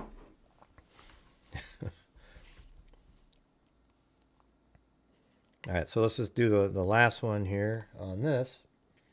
Is... Slain nurse called dedicated. A nurse found slain in her North York. This is the black lady in the image that I showed. Right here. At least they covered it a little bit. It wasn't as big as some of the others, but Graceland Greenridge or Greenwich. Graceland Greenwich worked at Castleview Witchwood Towers, a home for the aged, so like an old person facility, Christie St. north of DuPont Street. Police found Greenwich's body in her Driftwood Avenue apartment in the Jane Street, Finch Avenue West area Tuesday night. And so we go to that one, and here's the facility. I think it's right here. But look how close it is to all the other places. Right there. So inside of her apartment somehow. And then that was 1997. Then the next article is 99. So again, like they probably had the same issue over there. They don't cover the cases of black people as much. A $100,000 reward, which is incredible, has been approved by the Toronto Police Service Board in an effort to solve the slaying of a Toronto woman. Graceland Greenwich, 41, was found dead in her home on Driftwood Drive on July 29, 1997. The woman, who was employed at the Castleview Winchwood Towers, so let's see where she lived in comparison. Yeah, so I guess she lived way over here. I think in these apartments right here.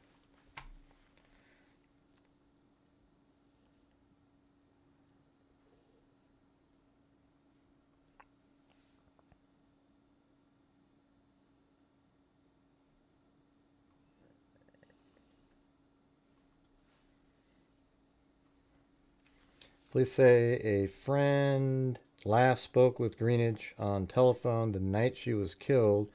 When she didn't show up for work the next morning, a coworker went to Greenidge's home and found her body. This case is solvable, said Detective John Line of the Homicide Squad. If I can get some direction, I can solve it.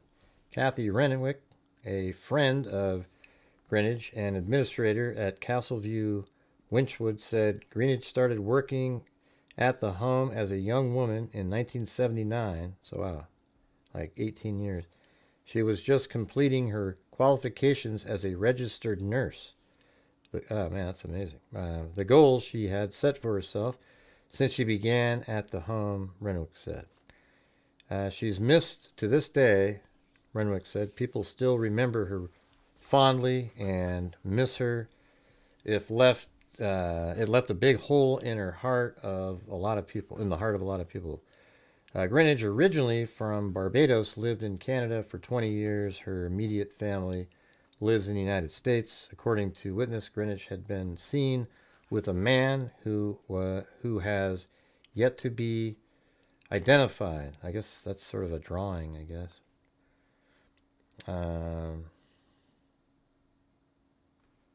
What's it say down here?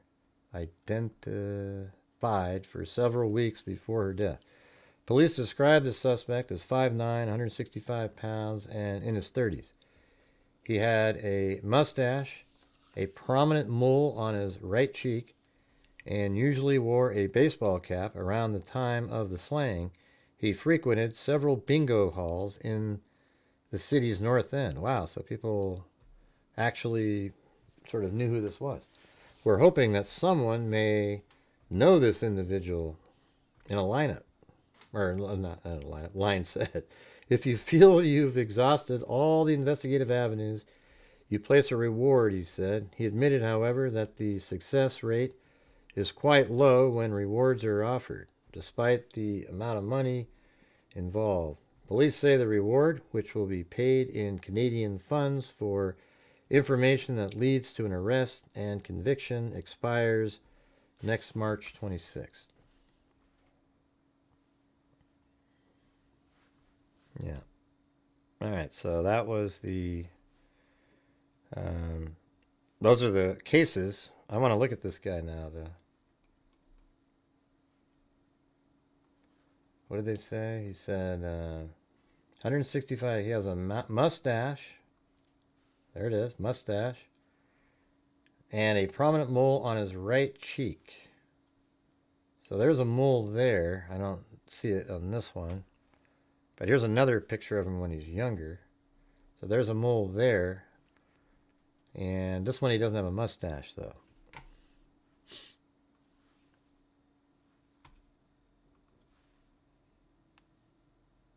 Good afternoon, everyone, and thank you for being here. Yeah, why don't you let me get through the information? Why do you guys need to go out and look it up? You know what I mean? Just let me do it on my own way, okay? Yeah, here we go.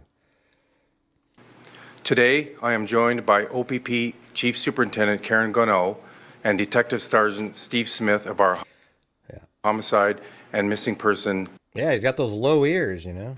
Cold Case section. Together, we are announcing a significant development in 3 long-standing homicide investigations. On December the 3rd, 2025, the Center of Forensic Sciences identified a man named Kenneth Smith as the offender in the murders of 3 women: Christine Prince in 1982, Claire Sampson in 1983, and Gracelyn Greenidge in 1997.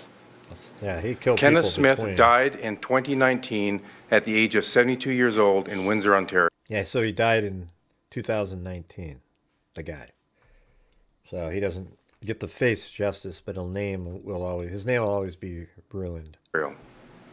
If he were alive today, the Toronto Police Service would arrest Kenneth Smith for the homicides of Christine Prince and Gracelyn Greenidge, and the OPP would arrest him for the homicide of Claire Sampson. His death means he will never be held to account in a court of law, and we recognize the impact that has on families who have waited so long for justice. On behalf of the Toronto Police Service and the OPP, I want to again extend our deepest condolences to their loved ones who have carried an unimaginable burden for decades.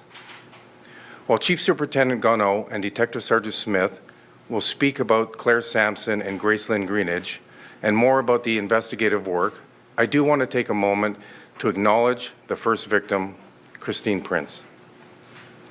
Christine was a 25-year-old woman from Wales living in Toronto and working as a nanny. On June the 21st, 1982, she was the last seen riding a streetcar along St. Clair Avenue West after a night out with friends that included visiting a coffee shop and seeing a movie. The next day, her body was found in the... Isn't that weird that it's all the same? Like, even in the articles we read from 82, it says the same thing. Rouge River. For Christine's family and for the families of Claire and Gracelyn, the wait for answers has been extraordinarily long. It is only through sustained collaboration and advances in forensic science that we have arrived at this moment. Before I turn it over to Chief Superintendent Gonneau, I want to thank the many people who made this breakthrough possible. Our investigators, past and present, the dedicated members of the Centre of Forensic Sciences and the Ontario Forensic Pathology Service, and of course our partners at the OPP. Their determination over so many years reflects what it truly means to serve victims and their families. These women were never forgotten, and it is because of the commitment of so many that we are able to give their loved ones at least one crucial answer today. I'll now invite Chief Superintendent Gonneau to speak. Thank you, Deputy Chief Johnson. Good afternoon, and thank you for joining us. While we are here to discuss 3 historic homicide cases, I want to begin by reminding everyone that behind each of these cases are families and loved ones who have waited decades for answers. Many of them likely believed those answers would never come. Yet here we are today, thanks to the relentless dedication of investigators who never gave up. For years, they worked these cases, hoping that one day, that one crucial tip or advancement in forensics would allow us to stand here and share what we now know. I want to extend my deepest gratitude to those previous and current investigators from the OPP and the Toronto Police. Your unwavering dedication and hard work brought us to this moment. I also want to thank our partners at the Centre of Forensic Sciences, the Office of the Chief Coroner, and the Ontario Forensic Pathology Service for their critical support. Thanks to them, this week, OPP investigators were able to meet with the family of Claire Sampson and tell them that after 42 years, we can finally provide some answers and hopefully some measure of resolution. This case, like the others you are hearing about today, is tragic. It involves the death of 23-year-old Claire Sampson. She was a family person, remembered by her loved ones as a beautiful soul. Her family described her as a young, caring, and loving person who was taken away too soon. On September 2nd, 1983, Claire was discovered in a remote wooded area in Oro-Medonte, approximately 120 kilometers north of Toronto. Yeah. An investigation began under the direction of the OPP's Criminal Investigation Branch. Police learned that Claire had sustained fatal gunshot wounds. At the time of her death, Claire was living in Toronto and had recently moved back in with her parents. She was last seen on Jarvis Street, entering a beige vehicle driven by an older white male. Despite extensive searches, media interviews, public appeals, tips, and even a reward, the person responsible was not identified. As DNA technology advanced, the OPP launched Project Millennium in 2001. The goal was to review 17 unsolved homicides to determine whether modern forensic techniques could be applied and help move them forward. Claire's case was among them. Still, progress was slow.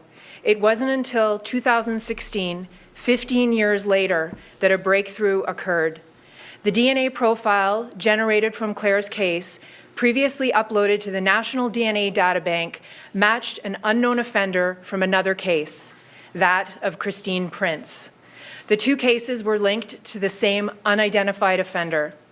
This discovery launched a joint investigation between the OPP and Toronto Police Service. Surprisingly, investigators found no personal connection between Christine and Claire. No one in their lives linked them together, and even the manner of their death was different. The only thing that linked them was the offender's DNA.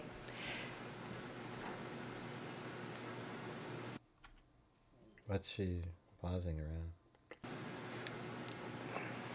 The story tragically continues. And although the accused is deceased and we are pleased that he was identified, this investigation does not end here.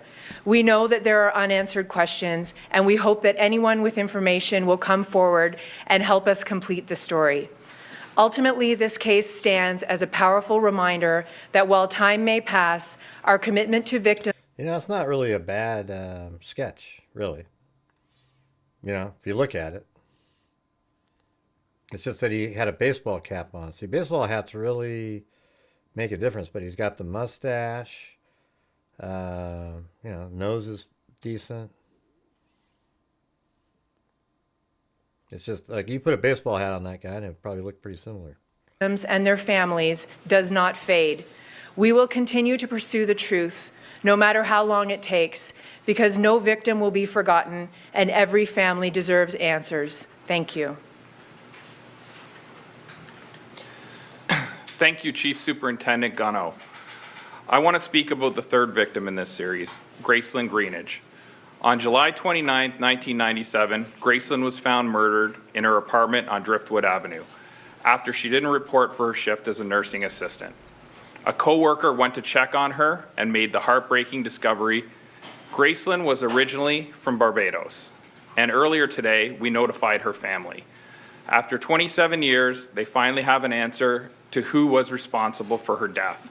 As Chief Gunno mentioned, it was in 2016 that a genetic link connected the homicides of Christine Prince and Claire Sampson to one unknown male offender. The next year, in 2017, the Center of Forensic Science determined that the same unknown male was responsible for all three homicides. Even then, however, the state of the samples and the technology available at the time limited how far we could advance the case. In 2022, we engaged Othram, a forensic genetic genealogy company, to apply emerging technologies to this investigation. In 2025, through that work, TPS investigators were able to identify close familial relatives of the offender. With that information, the Center of Forensic Science was then able to conduct the final comparison that led to the conclusive identification of Kenneth Smith. We know that Smith lived and worked across Toronto during the period of all three murders. He was born in South Porcupine, Ontario, and moved to Windsor in 2013. He was known to police and had a history of sexual assault. Based on the evidence we have today, we believe it is possible that there may be additional victims who have never been identified. For that reason, we are asking anyone who may have information about Kenneth Smith to contact police. Even details that may seem small could help us better understand the full extent of his actions. On behalf of our team, I want to thank the Center of Forensic Science, the Ontario Forensic Pathology Service, our partners at the OPP, and the many investigators past and present who refuse to let these women be forgotten. Their work made today's announcement possible. Thank you, and we'll now take questions. Kenneth Smith, was he ever looked at during the course of these investigations? No, he was never investigated during these investigations. But he committed other offenses. Had he been incarcerated? He had been incarcerated at least once before the first two murders and twice before Gracelyn's murder. Are you able to say exactly what the offenses were? I don't want to get too much into that as he's deceased, but there were sexually based offenses. Any indication why these women were targeted? The Canadian, this sort of has more of a feel like the way we do it. So that's pretty cool. Like they're telling the story. You know, you wouldn't really think, oh, wow, this is Canada, because they usually always hide everything and keep everything, You never hear anything, any details of any kind. Any pattern between them? No pattern, nothing to connect the women together. It seems to be crimes of opportunity more than anything. You have over 800 cold cases. How do you go about now potentially linking Kenneth Smith to the hundreds of cases that are unsolved? Well, we continue to resubmit property in all our cases to try to gain offender DNA. Hey, thanks, Marty's. B&D. B&D. Wait, what was it? Yeah, B&G. There you go. Marty's B&G. All right, there we go. Thank you. At least you broke one of the longest lulls I've ever seen, especially when I've asked so many times. One of the things that we're going to need is to expand the capabilities of the Center of Forensic Science. I know we have a backlog of probably 64 cases there. If we can expand their ability to test our cold cases, we'll be able to make these connections much quicker. You have a huge timeline between the original two crimes, 1982, 1983, and then the next one in 1997. Is that why you're thinking there might have been other people who were also killed by this man in that time frame? Well, we just want to cover all our bases. As we did in the Jessup case, we're going to continue this investigation, and we want to take calls from anybody that knows him and knows his whereabouts during those times. Hey, thank you, Chris O'Connell. Hey, thank you very much. So anything that we can gather, anything that we can put together, anything that we can find out where he was, we can. One thing I was kind of liked about this press conference is they talked about the blood was a mixture, and the new technology that Otham's using can actually isolate one of them, and that's something that is such a huge deal. That's something that's caused problems for law enforcement. But I was talking to somebody a while ago. They said they can do that now, so. Maybe that's it. Hey, thanks, Shelly Pink. Look for unsolved cases in those territories and see what we can do with that. Yes. Can you speak to the genetic database, the new technology you're using, and where does it reference the other genomes from? Are you talking the technology we used to upload or the technology we used? Technology you used to find the relatives and then work backwards from there. So this was a very complex mixture, and that's one of the biggest problems with DNA right now is having a mixture of. That's what I said. The offender DNA with the victim's DNA. I just flipped it and heard the mixture part. So that's why it took us so long. Science has increasingly become better over the years, and we were able to utilize some people that we know at Othram Inc. to help us to deconvolute the mixture. Once we were able to do that, we were able to upload it to family tree DNA, and then we were able to find out close relatives of the offenders.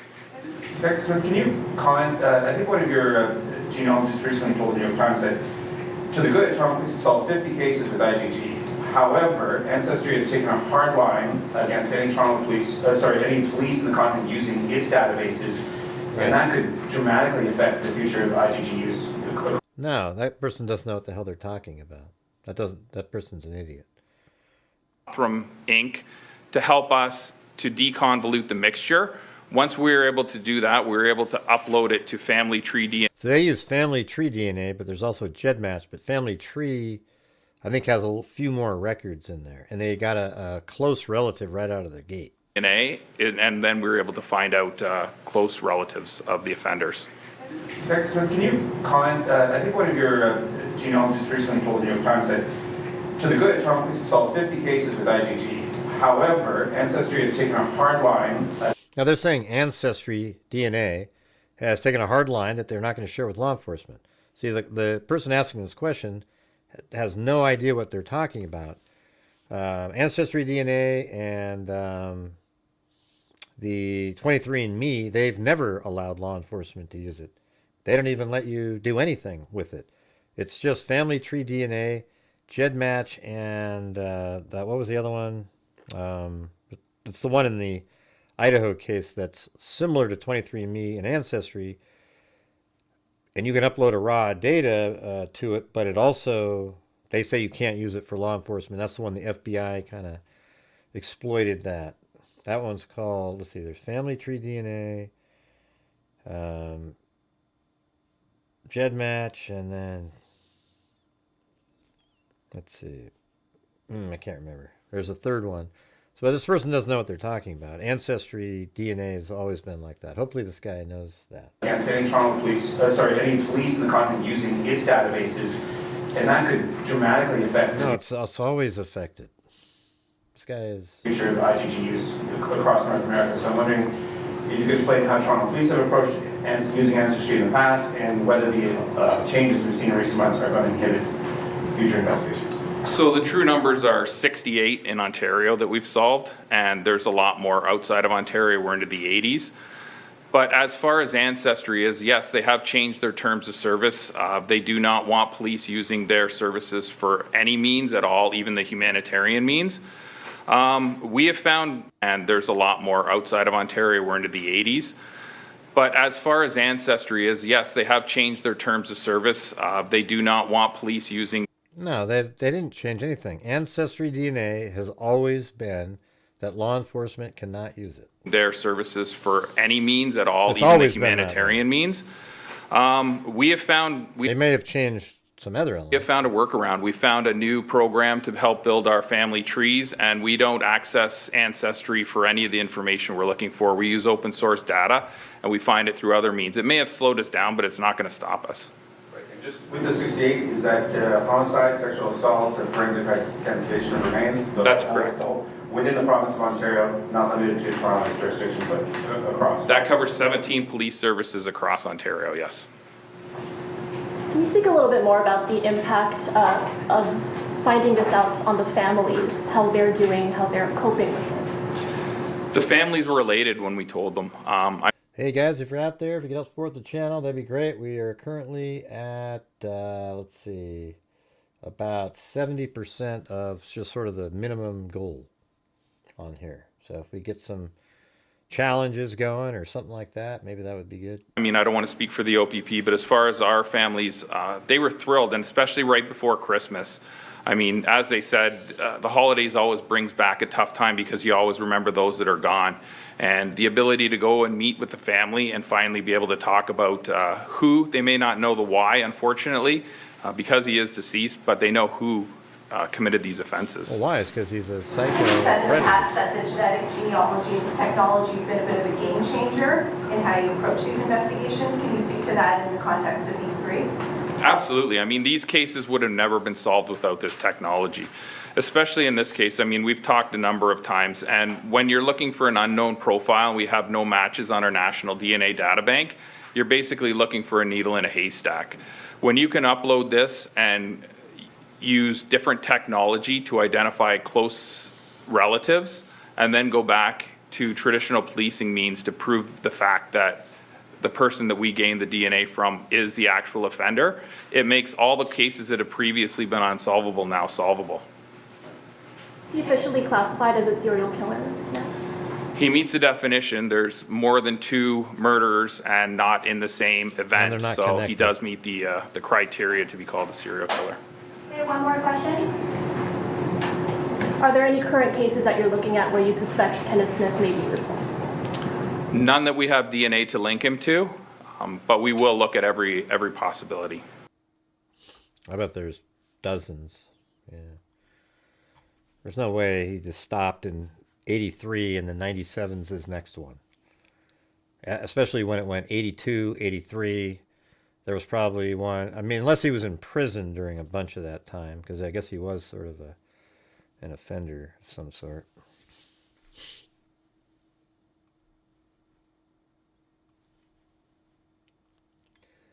All right, well, we got Bank Shadow Aspect. Family tree DNA, and then there was another one.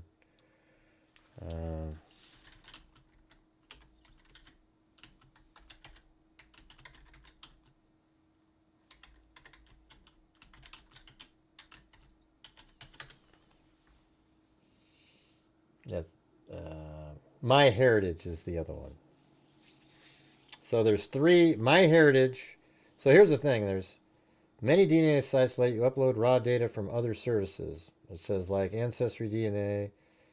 Yeah, you can upload the raw data.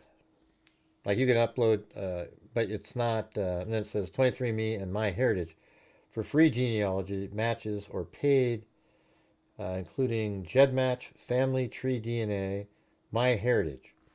See, those three, MyHeritage is the one that the FBI exploited. You know, you can't use it for law enforcement, but they did anyways. It's not breaking the law. It's just against their terms of service. So you had, GEDmatch, Family Tree DNA, and MyHeritage. MyHeritage is different than GEDmatch and Family Tree DNA because I think MyHeritage is a big database. And it's the same kind, like you upload, you spit into something, send it in, but they also allow you to, upload raw data. And I don't think this little thing here is correct. I don't think Ancestry and 23andMe allow you to upload raw data to it. You have to spit into it, and then you create your own account, and then they give you the matches. MyHeritage is the one of the three that's different. It's a bigger pool and allows you to upload raw data to it and get the centimorgan matches like that, like an unknown thing. But hey guys, if you're out there, if you could please help support the channel, we're still sitting around 65-70% of the nightly goal. We got to, I don't know, 50% or so just prior. I'm just trying to keep things moving along. If it doesn't, it doesn't. I don't know how else to do it. I can't magically make people interested in supporting, So I have to ask over and over again, because if I don't say something, then we just go like we did a minute ago where there was like 45 minutes of blank. So there you have it. A cold case solved in Canada. One of the freaks sent it over. All right, let's see. Now there's this other case going on right now. I think it started like in October, where this guy took his kids hiking, and then shit happened to him up there, and like one of them almost died. Micah Smith is the name. And I think what we should do is just look at the... Well, let's see. Hold on. Is it this one or this one? Hey, thanks so much, Chris O'Connell. Wow. So kind. Hey, look at this one right here.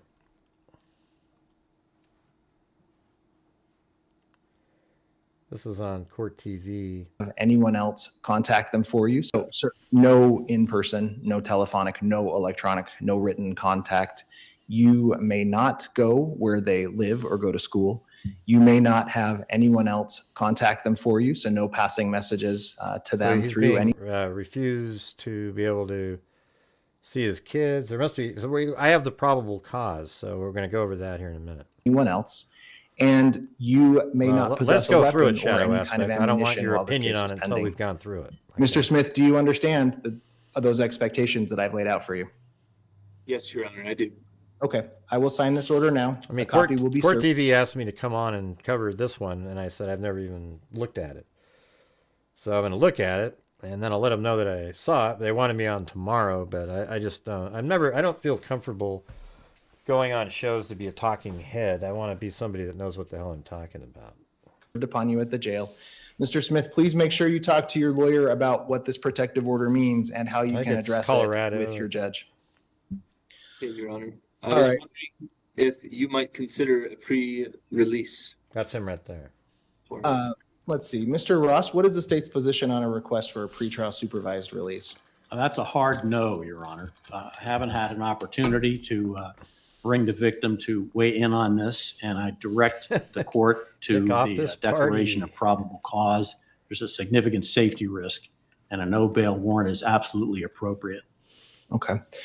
Mr. Smith, I did have a chance to read through the charging document before the hearing today. I read it when it was first filed, and then I reminded myself. I mean, he took him up as little kids, like 4 years old, and to like this, and two other kids that are really young, and they take them way up on this like very difficult hiking trail with snow on the ground and shit, and it just seemed like really reckless behavior.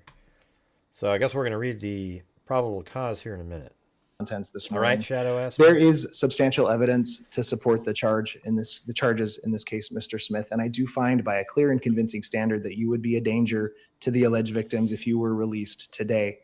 Now, that's not a permanent decision, Mr. Smith. It's a temporary one, and it can be reviewed as soon as your next hearing in front of Judge Ruby Mills. It's Utah. Okay, But I so knew it was you will something remain in like a custody high until that arid detention place. hearing and until Judge Ruby Mills decides I'm just to waiting release to you. look at it. Your court date with her for that detention hearing will I be started off with this. I should have started off with the probable December cause. 8th at 9 a.m. So that's next Monday, Mr. Smith. That gives you a limited window of time in which to talk to your attorney. So my strong suggestion for you is that you reach out to them starting tomorrow afternoon. Get a hold of the lawyer who's been assigned to your case so they can go through the facts of the case with you and answer your questions. Okay, Your Honor. Mr. Smith, do you have any questions about anything we've talked about here today? But before you do that, I will caution you, do not tell me anything about the facts of the case, what did or did not happen on the day in question. Yeah, that's what I always feel like. Don't Yes, tell Your me. Honor. Is there anything that I can do to help show that I'm not a danger or threat? Okay. Well, Mr. Smith, that's an excellent discussion for you to have with your lawyer. At this stage of the proceedings, there's not anything further for us to decide. I've made my decisions in the case today. But like I said, you will have the chance to review those decisions in front of Judge Ruby Mills, and your lawyer can help you do that. So keep in contact with them. Make sure you follow their advice and give them all the information they need. Okay. Okay. Then in that case, Mr. Smith, you're good to step back. I wish you good luck. Thank you, Your Honor. You're welcome, sir. Yeah, so it says like Micah Smith appeared remotely. Let's see. The prosecutor added that there is a significant safety risk.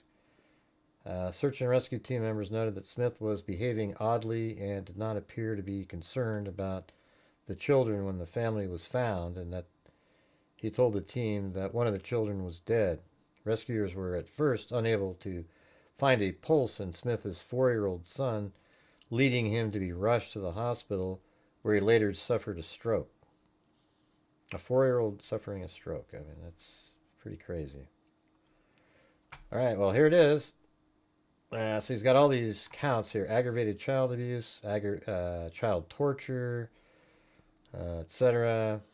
And here's the declaration of probable cause. Hopefully, it looks like it's going to be a lot of abbreviations for all the names, so it might be kind of hard, but might as well do it, right? It's only 5 pages.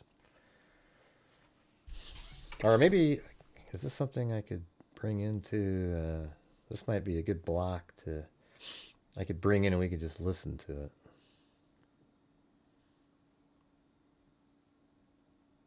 Although, I don't know, I feel like I get it better when I'm kind of slowly going.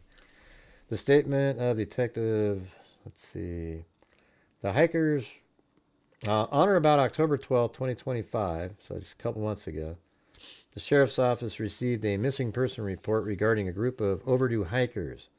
The hikers were identified as 2-year-old ES, 4-year-old EZ, and 8-year-old EA. And their father, defendant Micah Smith, search and rescue team members encountered Smith on the trail and noted that Smith was behaving oddly and did not appear to be concerned about the children. Smith also told search and rescue team members that one of the children was dead. Members of the search and rescue team, Deputy Francho and Trooper Haney, deployed via helicopter and located EA, who is the 8-year-old, standing alongside a boulder with a few sticks stacked against it, and were hoisted to their location. They noted that the children were not wearing much clothing, stating that ES was under EZ's and EZ's was mostly exposed, unconscious, and appeared lifeless. Deputy Franchow attempted to find a pulse on EZ and detected no pulse. That's the 4-year-old. Let's see. Then Deputy Francho stated he believed ES to be in critical condition and in need of immediate treatment. ES was extracted from the mountain first and transported to the hospital. EZ and EA were extracted next and transported to the hospital where EZ remains. Medical records show that while en route to the hospital, EZ was pulseless and CPR was initiated. En route, EZ was intubated and received approximately 25 minutes of CPR. It was noted that his heart rhythms were either asystole or bradycardic. Upon arrival at the hospital, his core body temperature was 17 degrees Celsius or 62 degrees. That's crazy. 62.6 degrees Fahrenheit. And CPR was continued with 3 rounds of epinephrine. EZ was emergently placed on VA ECMO. While in the hospital, EZ suffered a stroke, which required a portion of his skull to be removed and an external ventricular drain to be placed. Wow, that's insane. EA reported that on the day of the hike, so EA is the 8-year-old. And he's probably the only one that can really talk. The other one's 2 4-year-olds in critical condition, and EA is 8. So he reported that on the day of the hike, they got snacks. She said Smith told her, so the 8-year-old's a girl, it was going to be a 9-mile hike and a 9-hour hike, but wasn't sure which. So 9-hour or 9-mile. She wasn't sure. And then EA described that she was tired at the beginning of the hike and ate the snacks they were supposed to have. EA said they climbed about 2 miles from the top and they had to climb rocks and grab onto bushes. They showed videos of like where they went. It's just ridiculous. EA said near the top the clouds started to come in, and she suggested to Smith that they should go, but he shook his head no and said, "This is a once-in-a-lifetime thing." EA said said she again expressed to Smith that they should really go and said that she was getting scared. EA said Smith told her, you shall not pass." That's from Lord of the Rings. And then storm came in really quickly. He said, "You shall not pass." That's weird. That's from Lord of the Rings. But hey, guys, we're still kind of stuck. We're about $60 short of the minimum goal tonight. So if you guys combine together, see if we can somehow get there. Just trying to make it. I didn't do 8 hours of shows today, unfortunately. Let's see. You shall not pass. And then the storm came in really quickly and described that it was snowing, hailing, and raining. She said she was worried about not living, but Smith told her that they were okay. EAS described that it was a really hard night, and she was freezing cold. She described that she had to keep EZ warm, and Smith had to keep ES warm. I mean, that's crazy. I mean,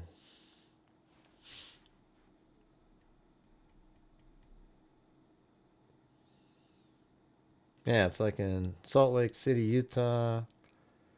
Man, I mean, it must be just absolutely freezing up where they were, up in those mountains, you know? It's crazy.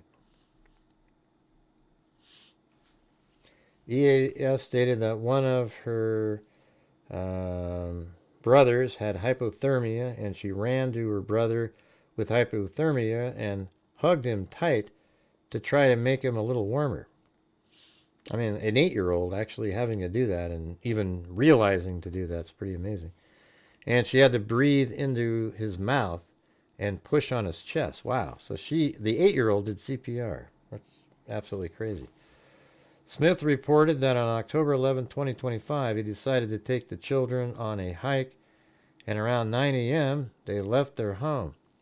Smith stated they stopped at a store for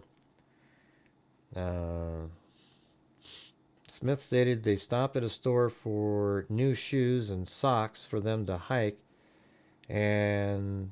hike in and arrived at the trailhead around 10 a.m. Smith stated they made good time up the trail and were near the summit around 6 p.m. Smith said around this time the weather turned into mist, fog, rain, and hail. Smith said they attempted to hike back down the trail and made it approximately 600 feet down before he decided they should find shelter and estimated it was 8 p.m., Smith said.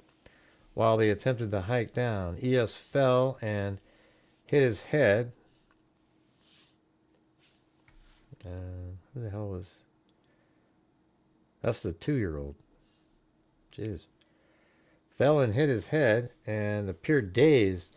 Smith said he found a large rock that had some kind of overhang they could shelter under. He then gathered logs, sticks, and rocks to make a windscreen and put pine needles down on the ground. Smith said he also added his shirt to the makeshift wall. I mean, is this all provable stuff? Then put the children under the boulder, removed their wet clothes, and tried to use his body, head, and theirs to keep the children warm. Smith reported that around the same time, ES was unconscious and stopped breathing. So that's the 2-year-old. Smith said he performed CPR on ES until he was breathing on his own. Smith described the children as very, very cold and said that all of their clothing was soaked from rain. He also described them as numb from cold and scared. Smith admitted he was unfamiliar with the trail. Smith explained that during... I mean, what a stupid thing to do, though. I mean, it just seems negligent just to take them on, a 9-mile hike. What am I looking at? Great, if you roll a pair of dice, I'll send it 10 times. Oh, come on. Forget it. Do you win the lottery today or what? I mean, come on. What if I rolled 12? You're not sending in $1,200. Or what is that? No, if I send 12, that'd be 120, right? Okay. I can't even do math. All right. Let me see. I don't... How do I roll a pair of dice? I don't know where. I don't even have a... I don't think I even own a pair of dice.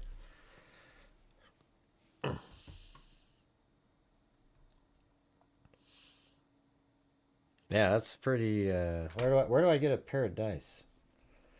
I don't know if I have it. We don't play anything like that.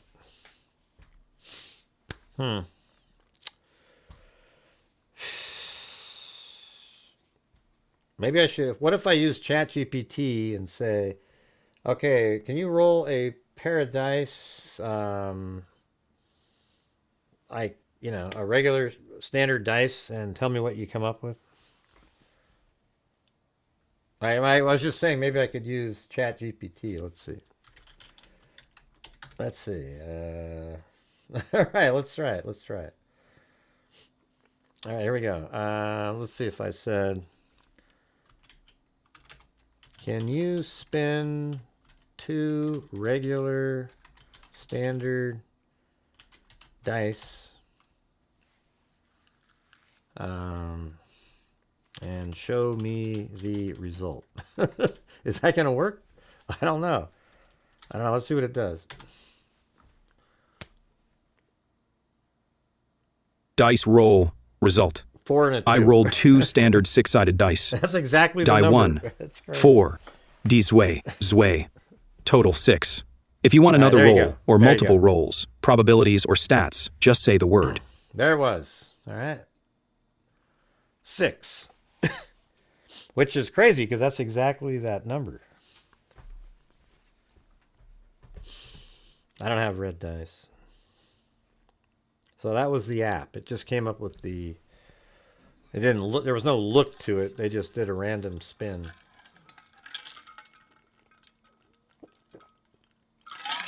Oh, jeez.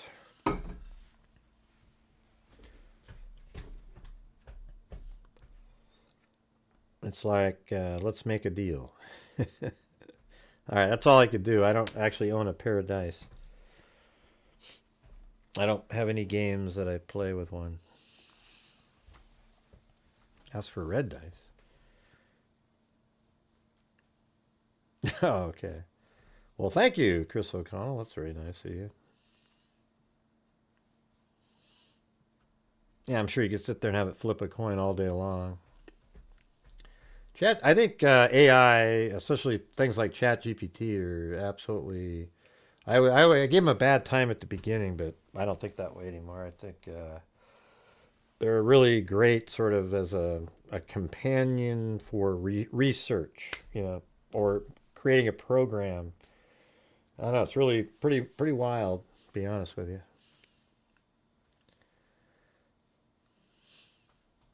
If you have more than 8 eggs, I definitely have more than 8 eggs in the refrigerator. We've got like 48. She bought 2 of those things. All right, like those ones that have 18. I would say there's 36 eggs in there. She just bought 2 of the ones with the 18 eggs in them. So there you go. There you go. I think it just shows up if you type that in, right? Well, how am I going to go show you the eggs? I don't understand that, Zozo. What do you want me to do? Go take a picture just to show you eggs in a refrigerator? I know I looked today that she's got the brown ones and the white ones, and there's like 18 and 18. Or is there something else called eggs in Australia?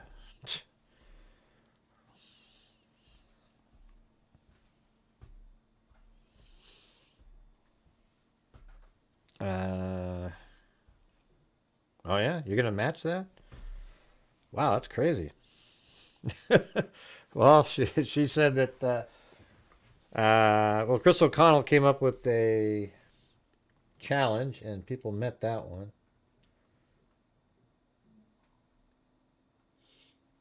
Oh yeah, I was looking for that body camera. Thanks for sending that in. I think I saw that. Is there any moving? Wood Heights, and an officer had spotted a truck with no visible Yeah, is this it right there? plates off to the side of Wasatch Boulevard. What's up, man? Hey, bud. Everything all right? Yeah, I'm just trying to find the trailhead for them people. The driver, identified as Micah Smith, said he also didn't have his registration or license, which prompted a closer look from police. This is a week before. Okay. That's like a week before, though, because this happened on October 11th. This is the 4th. Appreciate that. Yeah. Keep your hands away from him. I'll keep my hands off mine. You're going to match Chris, Marty? Wow. Marty's B and G. What does the G stand for? Or what is the B and the G? His children hiking during a week. But police say this... And an officer had spotted a truck. It was snowing up the canyon, so our officers were trying to figure out if he was okay. I'm going through a really hard time, can't even believe. Smith said he wasn't looking to harm himself or anybody else. I'm hiking up to the top of the mountain now. Today?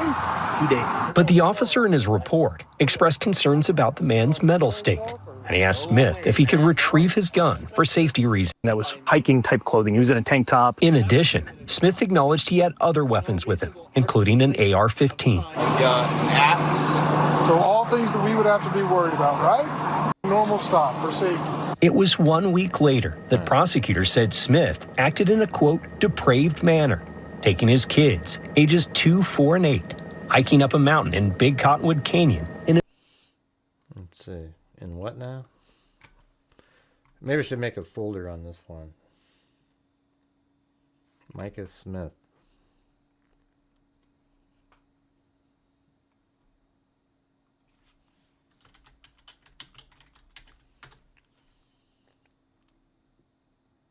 And then what was that called? Yeah.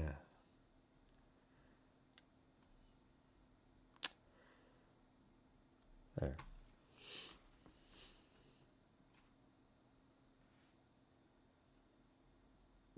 Oh, that's what it stands for? Just bar and grill? I guess that makes sense. That's pretty simple.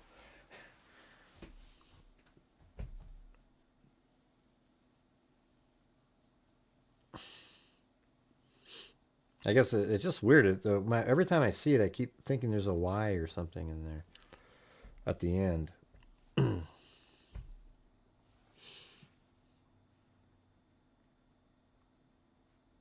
4 and 8, hiking up a mountain in Big Cottonwood Canyon. Big Cottonwood Canyon. There it is. Cottonwood Heights, Utah. Let's see. Hopefully, maybe this is, we got lucky and it's 3D. Yeah, look at that.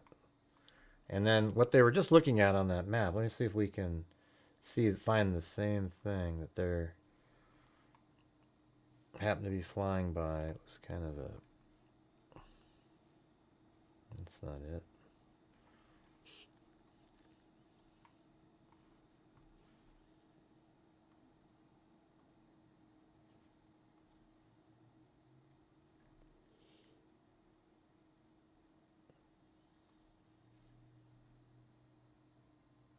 Got Lisa Valenzuela coffees in there.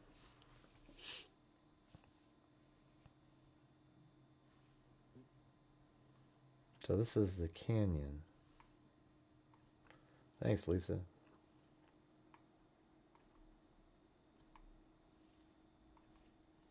I don't know exactly on here. Maybe it'll get more specific later. But the canyon they're talking about is right there, so not sure exactly. Maybe that's it.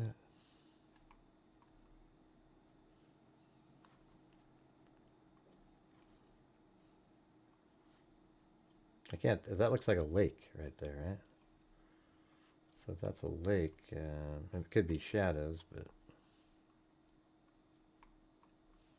wow, maybe here then. It's a reservoir.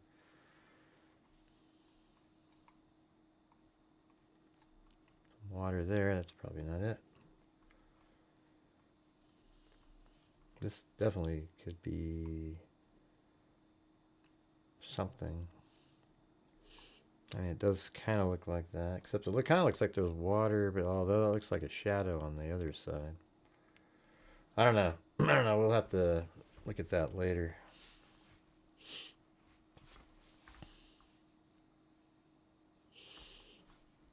I don't know if there's a... Is that it right there? Looks like you guys left. Looks like...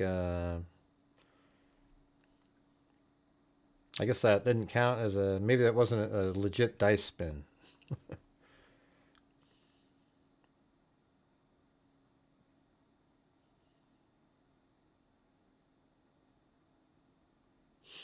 Yeah, I'm not really certain yet. I'm going to be like, you know, like, oh, let's just destroy this guy. I mean, I don't know what's happening yet. Yeah, I mean, it sounds, he could just be like a Looney Tunes, you know, and didn't really know what he was doing instead of, you know, I mean, it sucks, but I haven't really, I want to read the whole thing before I go, oh my God, this guy, he was trying to kill him. I mean, maybe there's information that's like that in here. We haven't seen that yet, though.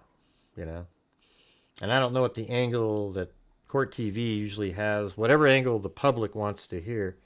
Hey, thanks, Chris O'Connell. Very cool, very cool.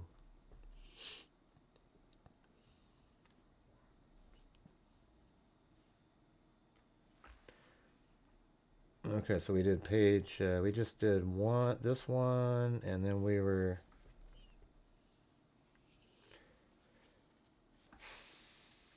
Very cold. Smith explained that during the night, EZS became very, very cold, was not warming up, and had difficulty breathing. Smith said he had to perform CPR and described that he gave compressions and breath. Smith said EZS began breathing on his own but was not coherent or responsive. Smith reported he also taught EAS how to do CPR. Oh, interesting. So that's why the 8-year-old knew how to do it. And gave her instructions to do CPR on EZS while he was gone. Smith said he then left the 3 children and went down the mountain. I mean, that'd be kind of a weird thing to do, right? Like they're freezing and it's wet. And so to get help, I mean, what he should have probably done was figured out a way to huddle up in a big ball with all of them and cover themselves. You know? Anyways, thank you guys for the support in there. Appreciate it.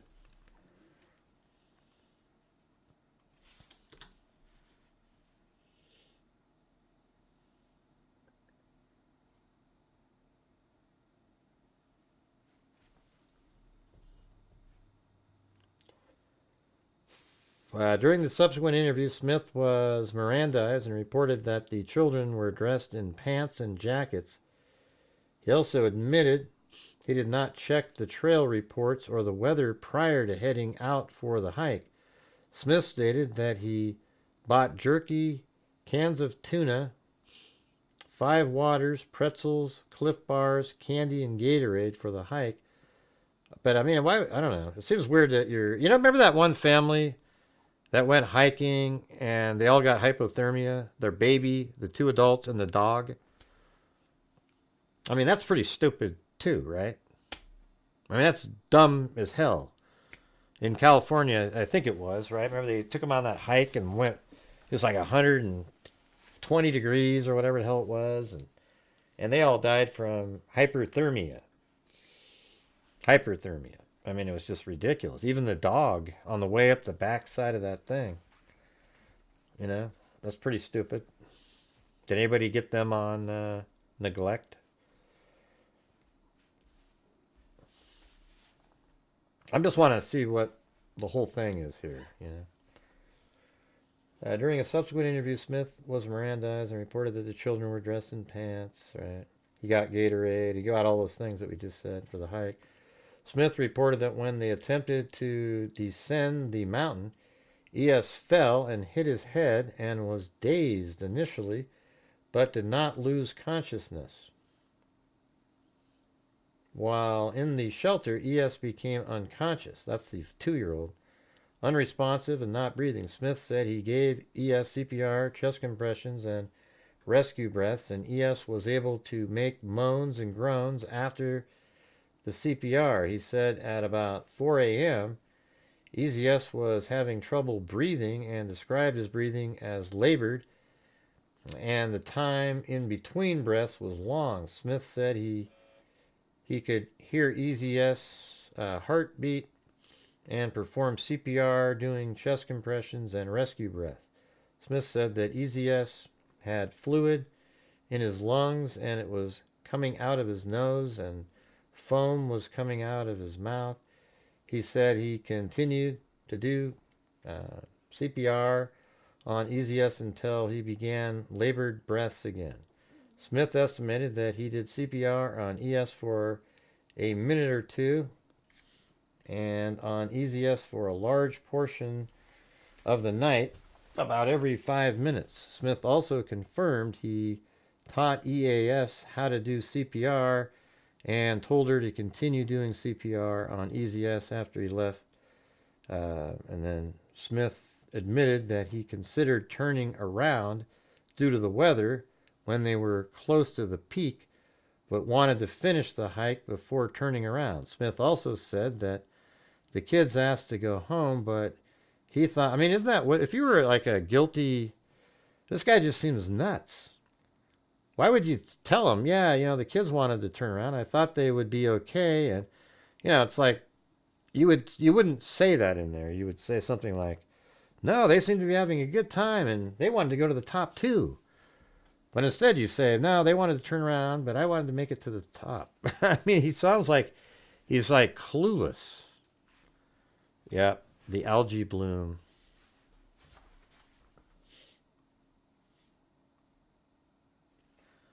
I don't know if Marty's B&G was going to match up there, but I was going to send you guys Marty and Chris, if you guys want to have another notebook, you know, I can send another one. I don't know if Marty's ever got one, but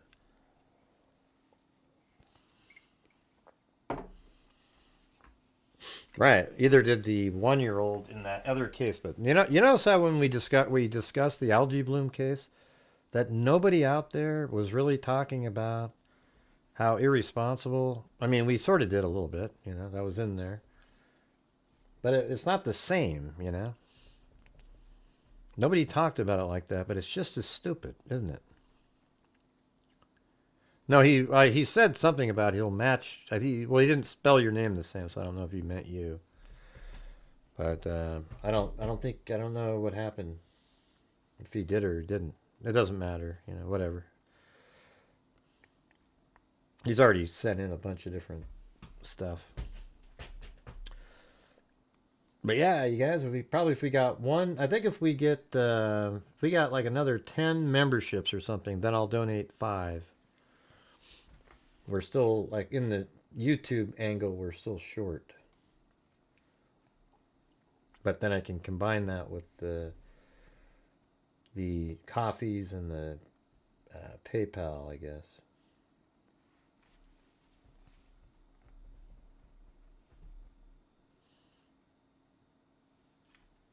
Let's see. During subsequent interview, Smith was Miranda's, down here. He said at 4 a.m. he was having trouble breathing and described... Yeah, and I think we were all the way down here. That's right. ES complained about the hike through most of the hike, and he managed the complaints by taking breaks, giving encouragement, and playing games with them. Smith said they watched the weather come in, and he sent photos to his wife, SS, who suggested they start hiking down the mountain. However, Smith reported that he was comfortable hiking in the dark without light. Smith said that EAS expressed that she was scared when the clouds moved in and asked if there was something bad. However, he assured her that they were just clouds. I mean, why would he be admitting all this stuff if he was... You know what I'm saying? You're my? All right, cool.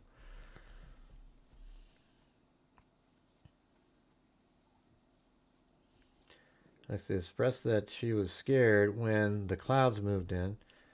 I don't know. This is kind of a weird one. They were just clouds and said it. And that video we just watched when he was pulled over was a week prior. It was dark and kind of cool. Smith admitted that the hike was spontaneous and not well planned. Law enforcement noted that the hike Smith took, EZS, EAS, and ES on, was nearly 9 miles, rated hard and not recommended for beginner hikers or children. They also noted that the weather on the date of the hike showed rain and thunderstorms, strong winds, below normal temperatures, and snow in the mountains. During the course of the investigation, SAR team members retraced the hike that Smith, EAS, EZS, and ES took, and it was noted by Deputy Wasson that the hike was hazardous. The rocks and boulders were not stable and shifts under their feet, and the ground was unstable. Deputy Francho reported that the hike took approximately 5 hours and 15 minutes to reach the area where the children were located. Wow. He noted that they hiked 6.6 miles and gained 3,160 feet of elevation. Deputy Francho stated that only 2 deputies felt confident in their skills to access the rescue location, and while hiking, they encountered thorny bushes, shifting rocks, and received injuries including bloody arms, bloody knuckles, and puncture wounds. They also experienced rock slide.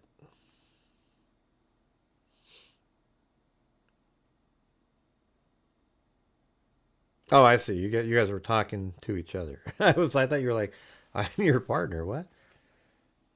Okay. Did you match your thing, Marty? I didn't see it. I was just checking. Yeah, that part's strange, but why is he being honest about all the just kind of, you know, like, yeah, they didn't really want to. And I mean, it sounds like he's nuts.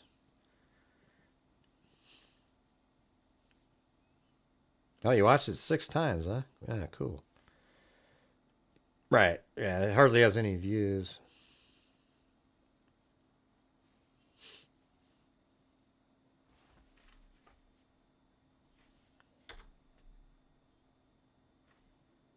Hmm.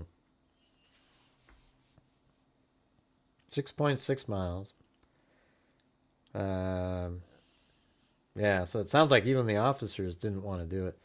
A search of Smith's phone revealed multiple photos and videos that he took on the date of the hike. In one of the videos, EAS expressed that the clouds were moving in fast and asked Smith, are we going to freeze to death, Daddy? Smith responded that they are almost to the top. In another video, Smith, like, he didn't really care about the coldness and shit. He just wanted to get to the top. In another video, Smith told the children that the path they would take was not the normal one, that they are taking the path less traveled, and then explained that the path will be hard and is not easy. In multiple videos, EZS and EAS are observed hiking with no trail scaling, with no trail scaling the sides of the cliff and trying to make it through the bushes.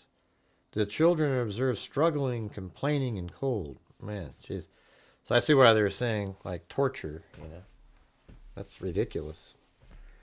I mean, I don't know. Like, the kids never should have been there. And as soon as they were saying, I mean, it, like, they were so cold, you just turned around. I don't even know. Even the fact that they were there was stupid. But the police thought he seemed mentally unstable a week earlier. So why was he even out there to do that?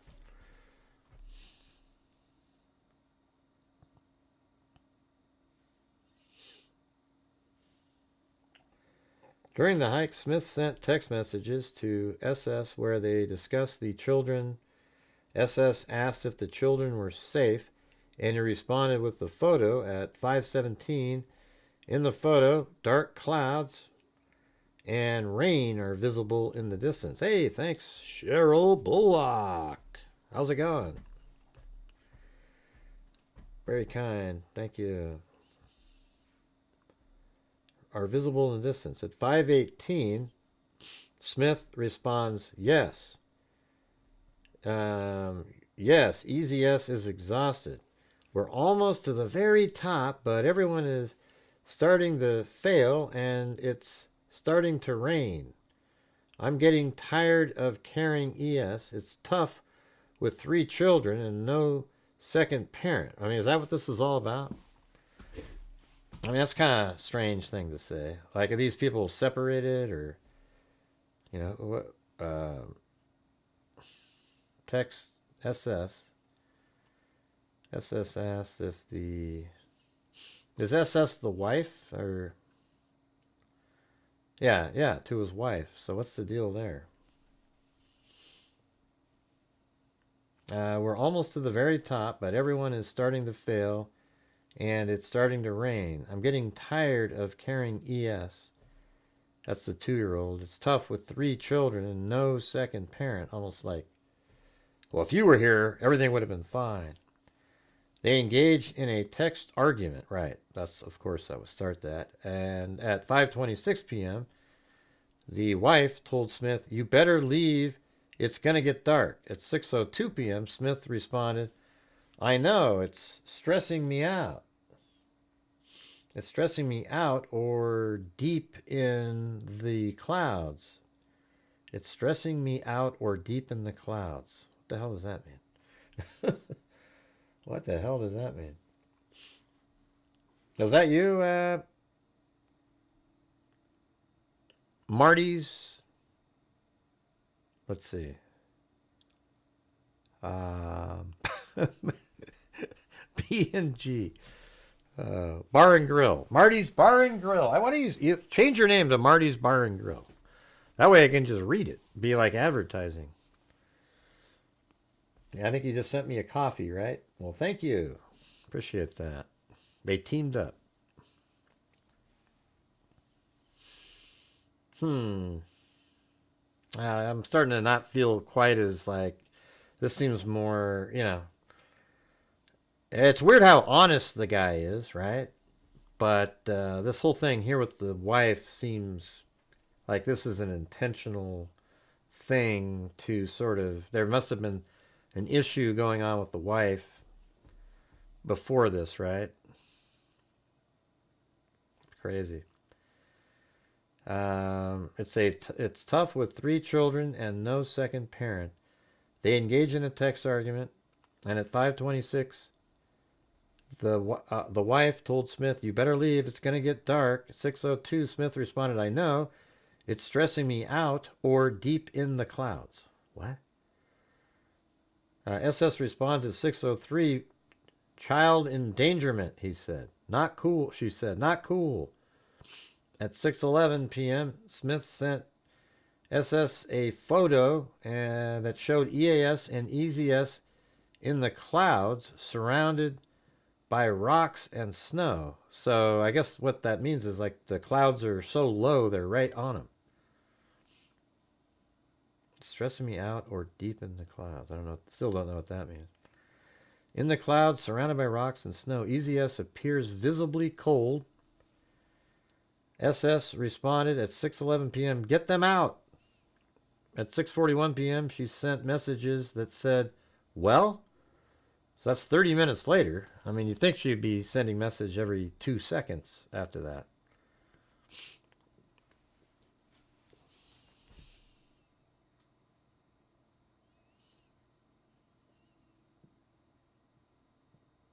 I don't know if you're here, Marty's Bar and Grill, but thank you.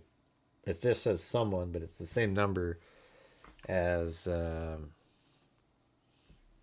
Chris O'Connell.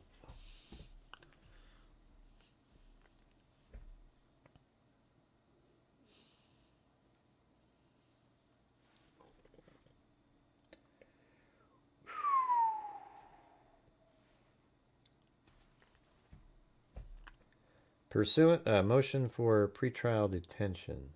So that just ended right there, and that was it. Well,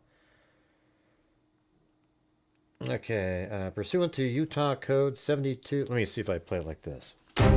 Pursuant to Utah Code 772201, the state requests that the defendant be held without bail until further notice in this matter on the following grounds. Maybe not. Hey, thanks, Val Gal. The defendant is charged with felony, and there is substantial evidence supporting the charge and clear and convincing evidence that the defendant would constitute a substantial danger to any other... Well, how are the kids doing, by the way? Have they made a full recovery? Like the 4-year-old that had a stroke, is he back to normal, or what's happening now? Anybody know? The defendant is charged with a felony, and there is substantial evidence supporting the charge and clear and convincing evidence that the defendant would constitute a substantial danger to any other individual or to the community. I mean, I don't know. It's weird. I think I don't know. It's sort of weird. Like, it's not like, let's say it was over at the wife's house and the kids were there and she was there. Would it be dangerous? It seems like he put him in a dangerous situation. But has there been any other information about things being dangerous when he didn't take them there? Like, is this like the only time that he's endangered the kids? And, I guess we have to figure out that he did do it intentionally. It seems like it. Like, he's up there, and it seems like he was trying to send a message to the wife. Something like that.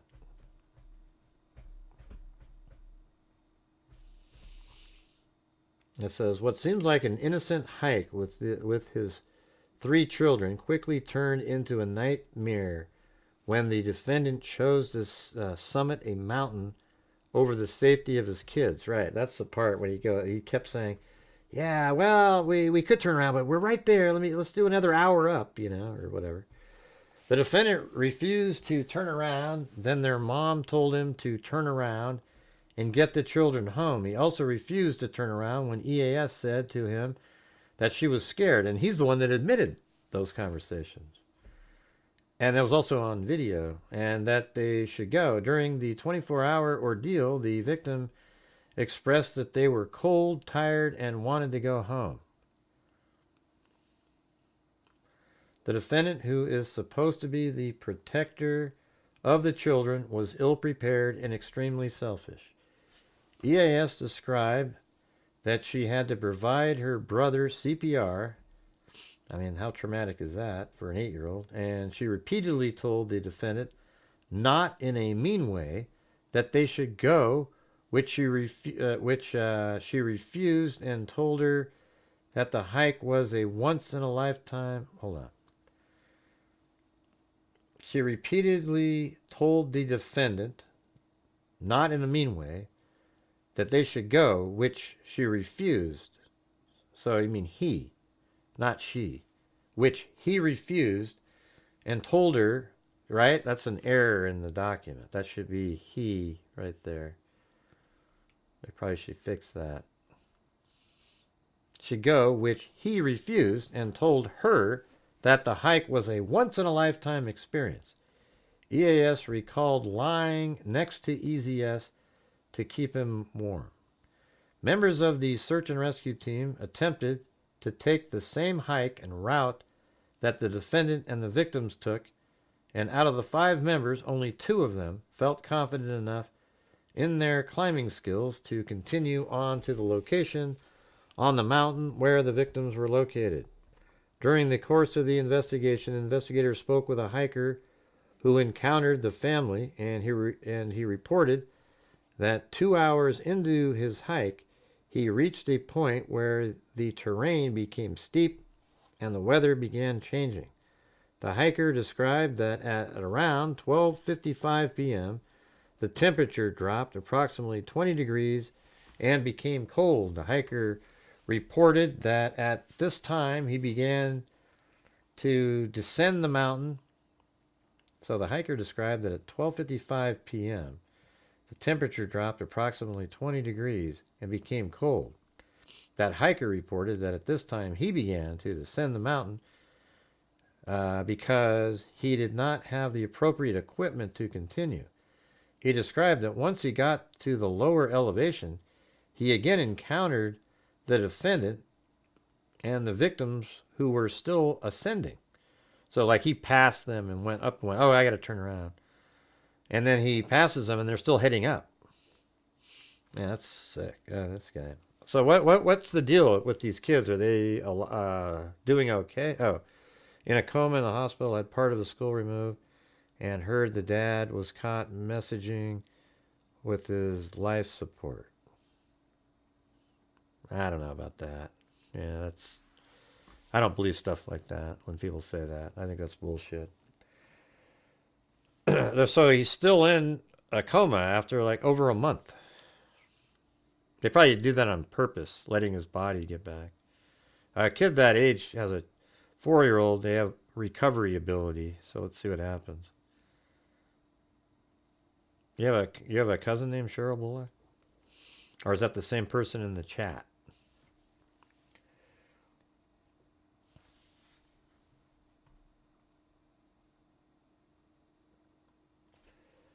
Yeah, so I think we need, if we got 9 more channel memberships in the show here, I'll donate 5 myself. So there's my challenge, all right?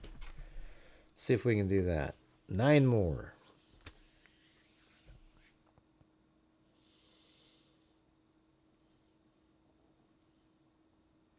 Approximately 1 month before this incident, the defendant expressed suicidal ideations and was located by the Cottonwood Heights Police Department, documented, and then with multiple firearms attempting to locate a mountain. I don't think that was a month before. It was a week. You know, it was the 4th, and this happened on the 11th. Reported to the officer that he was going through a really hard time. Right. So this document already has 2 errors in here. and was going to hike up to the top of the mountain. The defendant had 2 firearms and an axe in the vehicle when he was contacted by police. However, he denied that he was going to kill himself. On November 10th, 2025, the defendant was trespassed from Primary Children's Hospital, documented in CHPD case. On November 10th, the defendant was trespassed. What does that mean? I mean, I know what that means normally, but it says was trespassed from Primary Children's Hospital, documented in CHPD case for interfering with easy... Oh, well, there you go. Maybe you're right.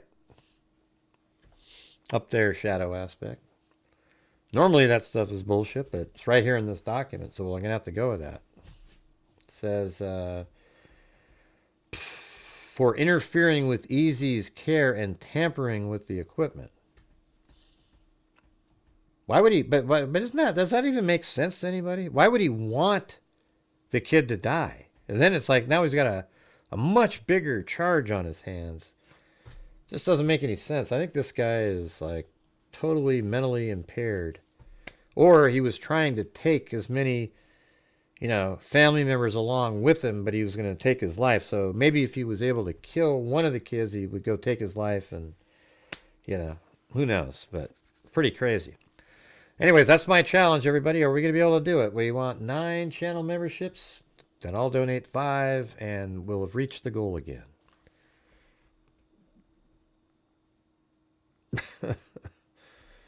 Let's see.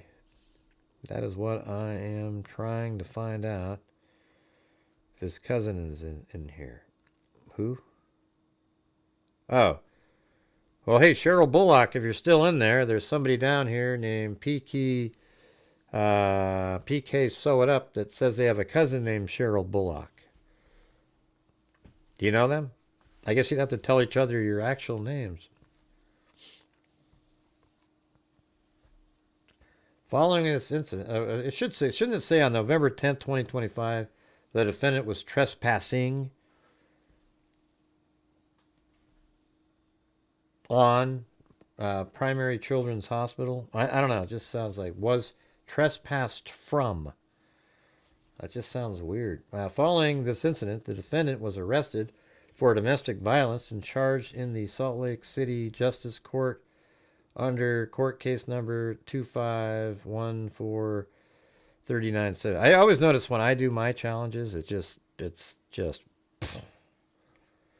defendant's behavior is clearly spiraling, and he is not only a danger to himself, but he is a danger to these victims. The defendant's intentional and selfish act left the children in grave danger, with one of them dying and being revived multiple times and will never fully recover. The defendant is charged in this matter with 6 first-degree felonies, and based on the serious nature of the allegations, along with his continued access to the victims, the state requests that the defendant be held. Yeah, I mean, I totally agree with the judge after reading the part that Shadow Aspect was talking about right here. Tampering, so that means he's like intentionally trying to do something, and then it calls into question this whole thing up here, which already started looking bad when he started, sending messages with his wife and not doing anything about it. So yeah, this guy, he's a pile of crap. Okay. Anybody interested in trying to do my little goal?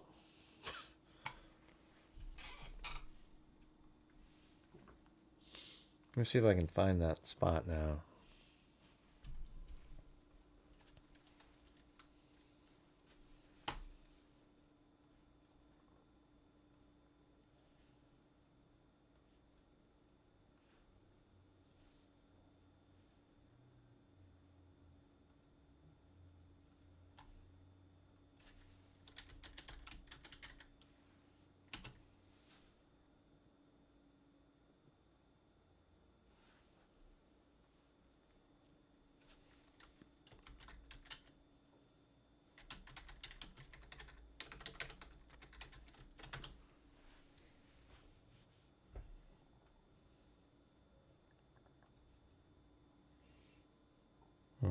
Oh,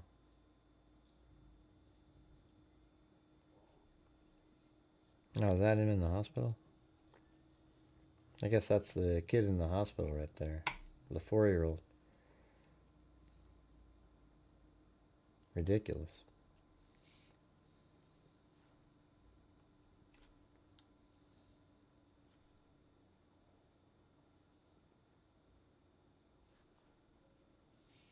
No. Yes. I was thinking maybe he was crazy, but it got worse. So I don't really have any, I can't really come up with any like scenario. I mean, I guess if he's crazy, but at the same time, he knows what's right and wrong. That's for damn sure. He just wanted to reach the top. I don't even think that's what it was about. I think it's possible he went up there hoping that something bad would happen. I mean, I think that's a possibility. Confronted father days before. That's that other incident. My goal was, you guys, that if we can get 9 more channel memberships, then I'll donate 5. All right? But it seems like, I mean, I don't know. It's better when you guys do the goals, because when I do it, it's just, Yeah.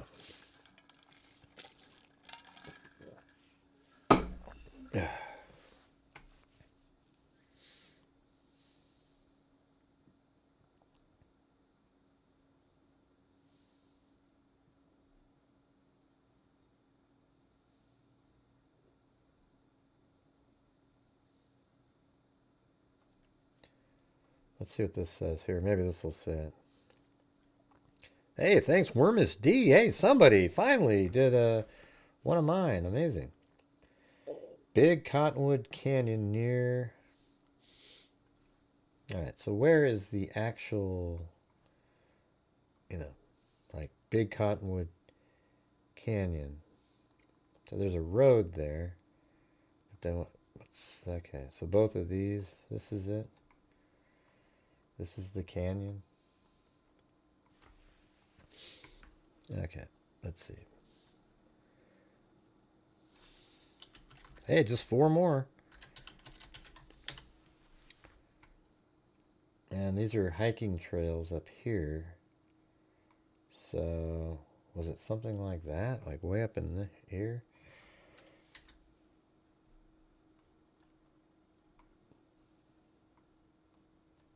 Okay, let me try that again. What hiking trail was Micah Smith on?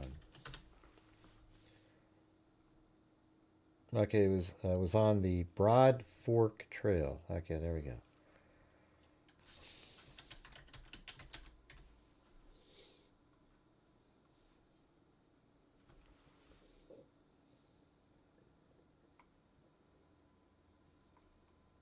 Yeah, this is sweet because it's 3D. I mean, we can,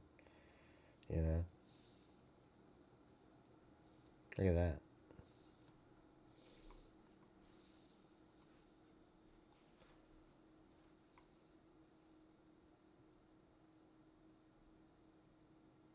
Maybe that's just shadow. That isn't really a lake that I was looking at. I don't know. Let's see.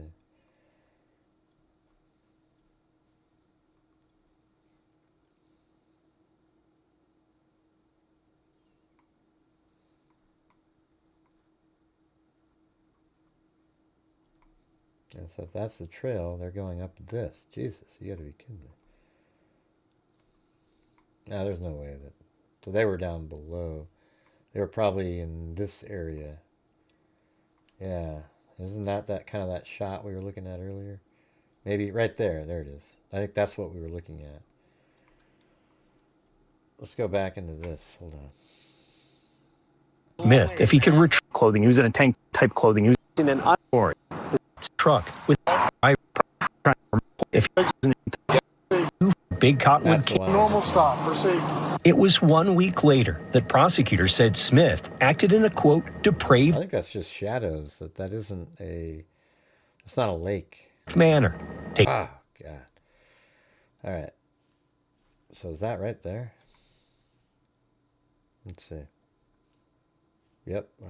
Man, it could be. Let me just keep looking. It's a really flat spot.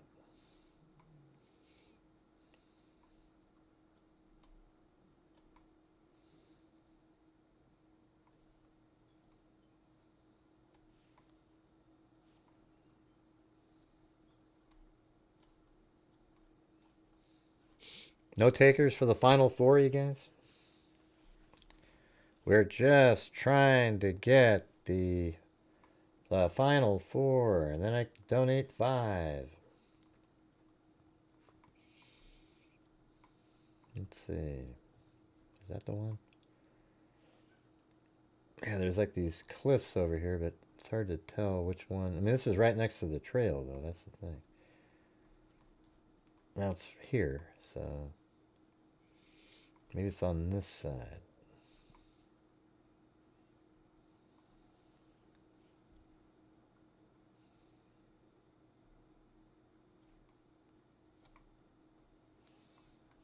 That's pretty...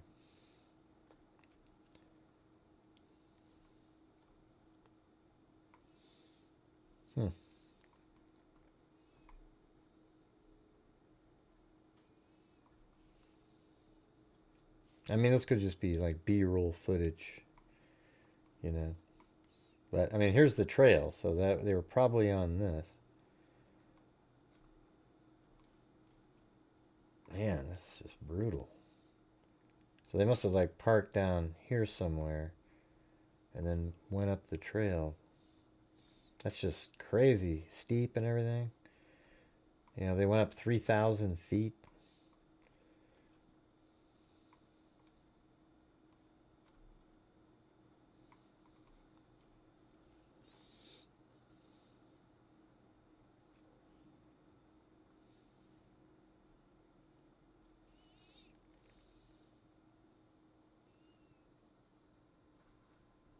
I don't think the freaks are... It's... Hey, are you guys even here? Hello? Anybody here? My God, it's like there's not even any comments. It's just sort of a... I don't think it can get worse when it's like that. When there's like no commenting and we're just... You know, it's like staring at a... I'm just moving around on the screen for no particular reason.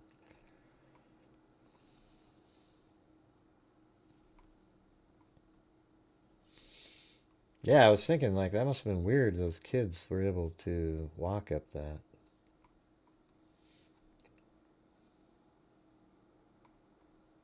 I mean, is that how you get up there? Just through this crap? That's just so steep. And he wanted to get to the top. So that must mean they made it to, like, up in here. And then turned around.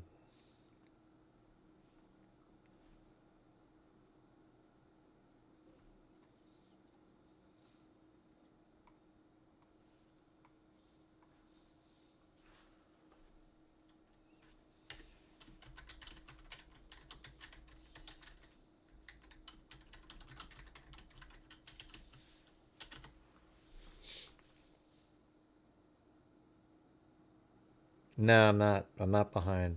I know exactly what I'm doing. Yeah. Like you typed in up above, the freaks are turning up the volume. And then there were 4 comments in 15 minutes below that. And now they're starting up again. Right.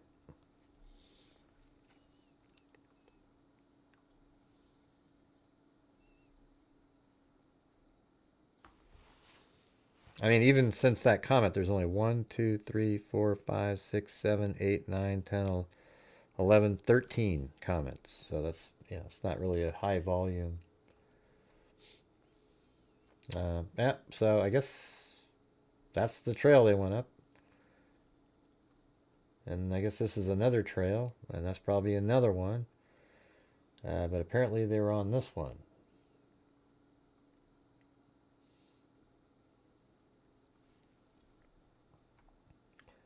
31-year-old Utah father who has was hailed as a hero for protecting his 3 young children on a winter hike last month is now facing child abuse.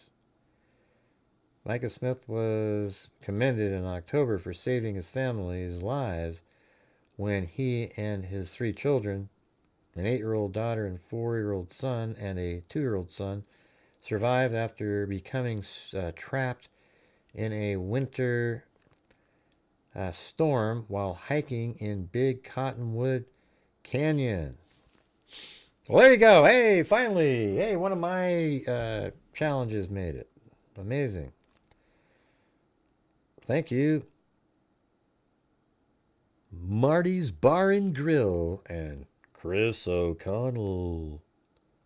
Here we go.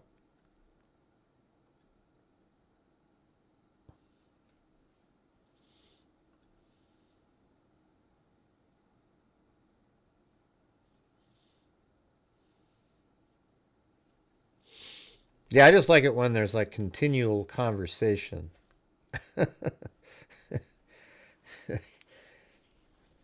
Chris O'Connell and Marty teaming up tonight. And some others earlier, but thank you guys.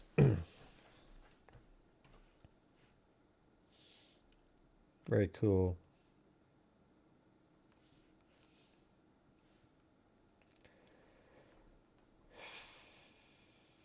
We're taken to the hospital. Is the word trail in here? I just want to have it like exactly right. Smith apparently admitted to being unfamiliar with the trail. It's only in there once. Okay, what trail was Micah? It's kind of weird to have another Micah in a case. I mean, it's not even really a common name at all.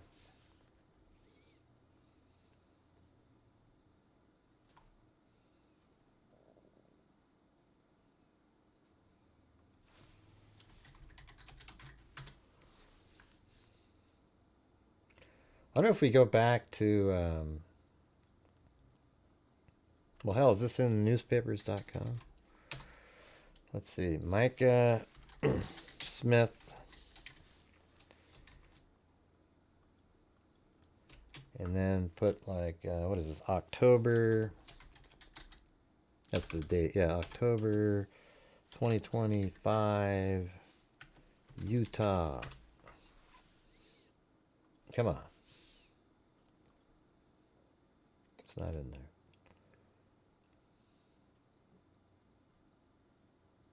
there. All right. Micah Smith.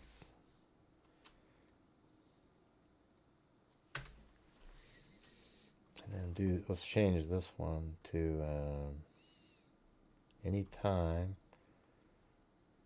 custom range. You guys make your own burgers over there, Marty?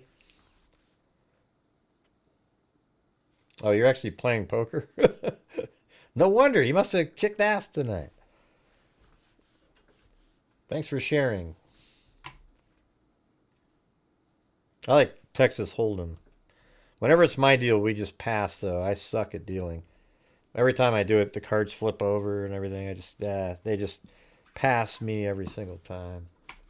I still have to do the big blinds, and that's on our golf trip. That's the only time I ever play Texas Hold'em. You know the golf trip that I take to Bandon Dunes? That's the only time. It's weird, too, because I'm pretty... I've actually done it where I'm there, and I'll tell the other guy, I know exactly what you have, just because of the way they're betting, and then I'll stay in just to prove that I was right and then get killed. Even though I knew what they had beats me, I don't really care. I just want to, it's sort of like paying for FOIA requests. Hey, I want to see this. So, it's pretty funny.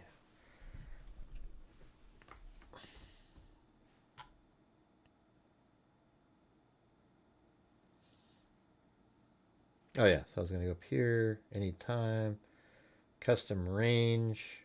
This happened on, so it'd be, let's just say October 11th to the, I'd say 14th Here you go. See, this is like when he was a hero. That's probably the 8-year-old, I would think. Micah Smith went out for a hike near the Broads Fork Trail. Is that the one we're on? Near the Broads Fork? Okay. In Cottonwood Canyon on Saturday, taking with him his 8-year-old daughter and his 2 sons, ages 4 and 2, according to the Salt Lake County Sheriff's Office. Later that night, Smith, 31, and his children got caught in a downpour, as Salt Lake County saw in the raining remnants of the Priscilla tropical cyclone. When the family did not return and were reported missing, the county search and rescue team launched a search, according to the sheriff's office, in conjunction with helicopters from Intermountain. Hey, that's Intermountain Forensics. That's funny. Intermountain Health Life Flight and the Utah Department of Public Safety Aero Bureau. All 4 were found Sunday morning and hospitalized. The 4-year-old boy remained in critical condition Tuesday, according to the sheriff's office.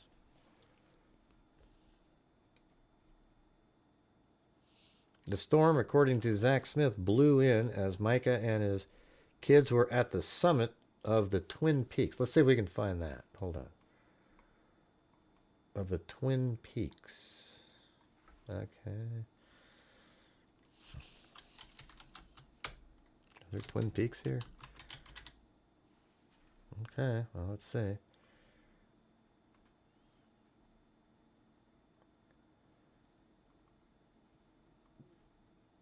No.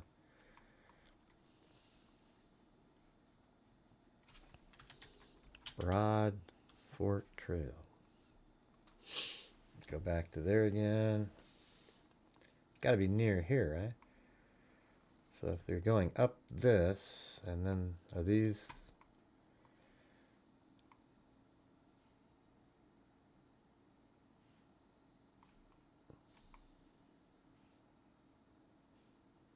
Is that it right there?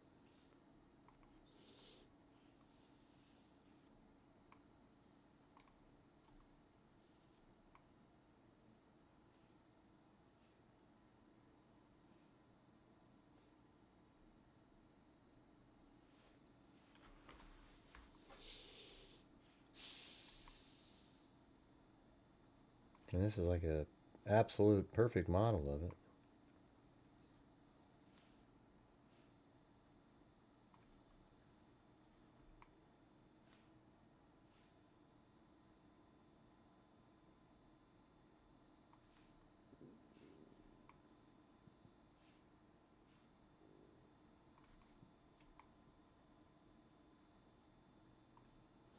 I think it'd be right up there.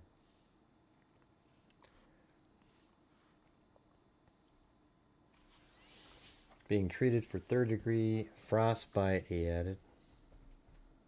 So Micah Smith had frostbite. Micah is a good dad who loves his kids and loves taking them on adventures, Zach Smith wrote on the GoFundMe page. Unfortunately, tragedy struck this time around. There will be significant needs for Micah's family. Huh. God, I hope it isn't for that, you know. Is that the reason? Like a GoFundMe page, and then you kill one of them, and then everybody's even more like, oh, here's some money for that. I mean, that'd be crazy, wouldn't it?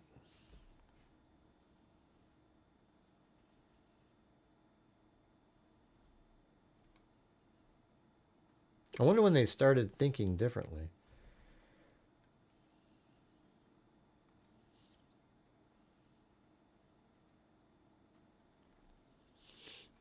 A 4-year-old is still in critical condition after being stranded in Big Cottonwood Canyon with their family over the weekend. In an updated press release on Tuesday, the sheriff's office said that on October 11th, Micah Smith, 31, and his 3 children went for a hike near the area of Broad Fork Trail and Big Cottonwood Canyon. Salt Lake City Sheriff's Office, DPS Aero Bureau, and Life Flight responded and began an aerial search. First responders were able to find the missing family Sunday morning after having been stranded overnight. I mean, overnight in Utah, this time in October even, late October, or not late, but even just October, fall time, that high up, it's got, I mean, it's got to be below freezing and just. The family is grieving and asks for privacy and sensitivity. Okay. Micah is the sole provider for his family, and he has suffered serious injuries of his own. In the ordeal, a GoFundMe campaign has been set up. Man, it's how times have changed for that guy, huh? Sounds like it was, like for a while there, they thought of him differently.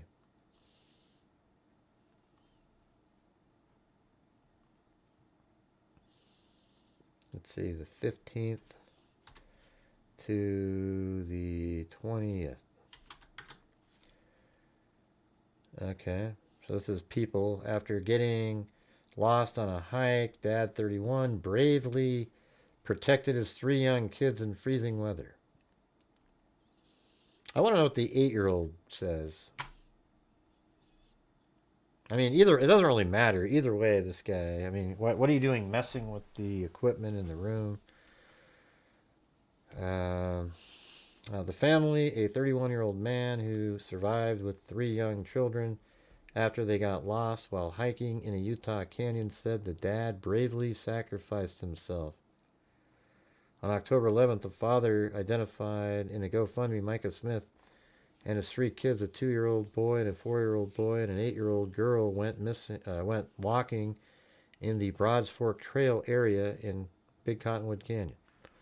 The family was later reported missing, and their vehicle was located in the Broads Fork parking lot.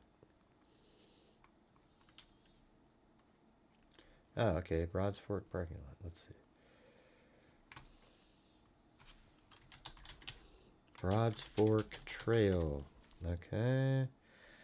And we'll do that first. And then let's do like Broad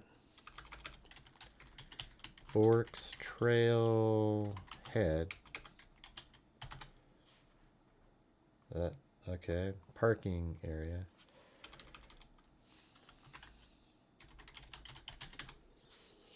And they keep going to the same place. But you'd think the parking would be at the bottom down here. Ah, right there, you know. So I would think, right? I mean, that's sort of a combination. Let's see if it comes down. Let's look at there's homes here.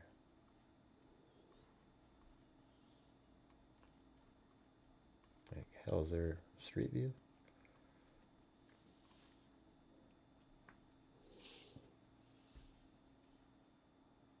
Yeah, it's like right now, October.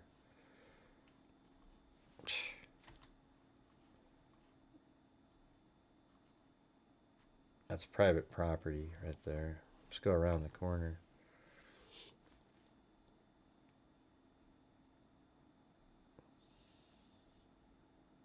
Yeah, it's from October this year. Come on, Julie.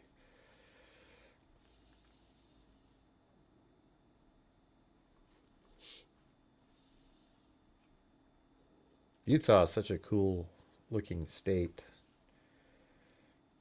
And thankfully they're a little more conservative. Oregon would be, except it's just, I mean, Oregon's pretty, but man, it's just, I mean, you know, like it's just hard to believe. If you have a business here, you have to pay state tax. You know, you pay federal tax, state tax, and if you actually literally do business here, you have to pay a Multnomah County tax, a Portland tax. That's like, and those are 4.5% of your income. Just those two. Portland and Oregon's 8%. So you got federal and then Oregon, Multnomah County, Portland, and then you have to pay these stupid like preschool taxes for preschoolers. You got to pay art tax. You got to pay. Oregon sucks, man. I wouldn't recommend ever moving here. Absolute garbage.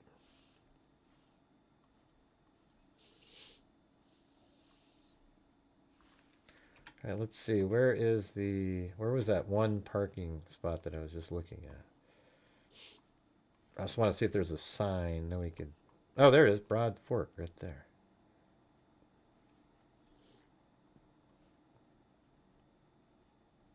That's where the trail is.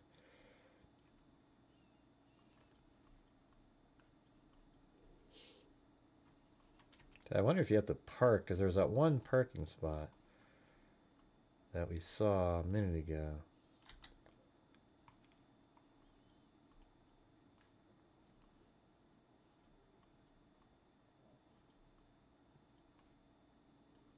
It's crazy. It's like gone. It was right over here.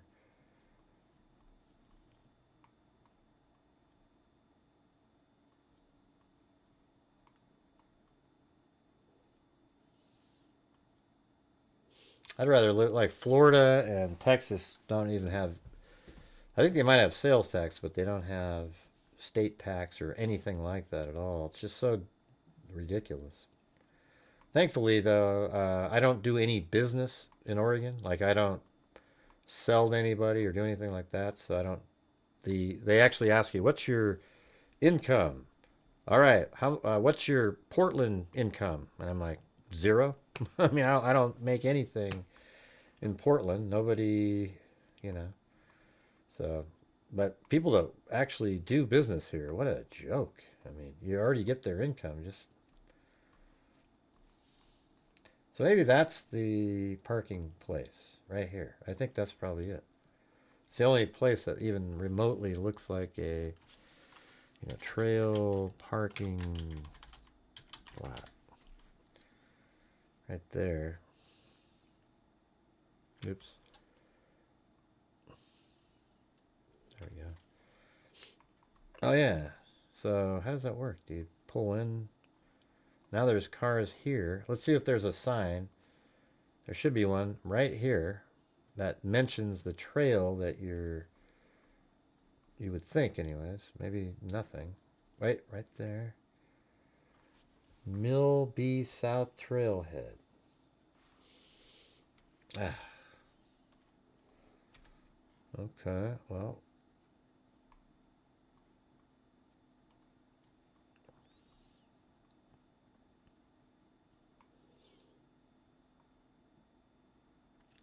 Texas-shusets?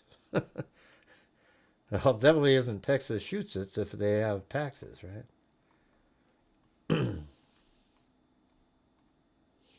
So that's got to be the parking area, right? I mean, this is the trail right here, and that's we're almost at the bottom of it. I mean, it literally, well, there's Broad Fork is right there, but I wonder if the parking area for it, see, there's Big Cotton Creek. I don't know if there's a trail that continues around. Let's see if there's any 360-degree, no.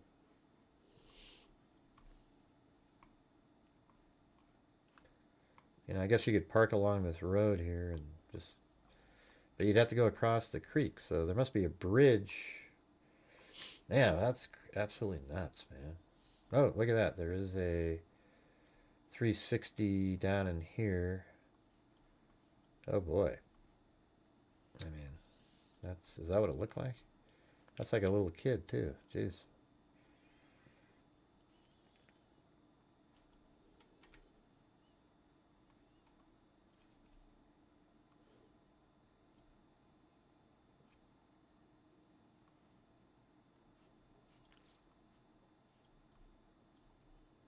That's in the parking spot. Anyways, there you go.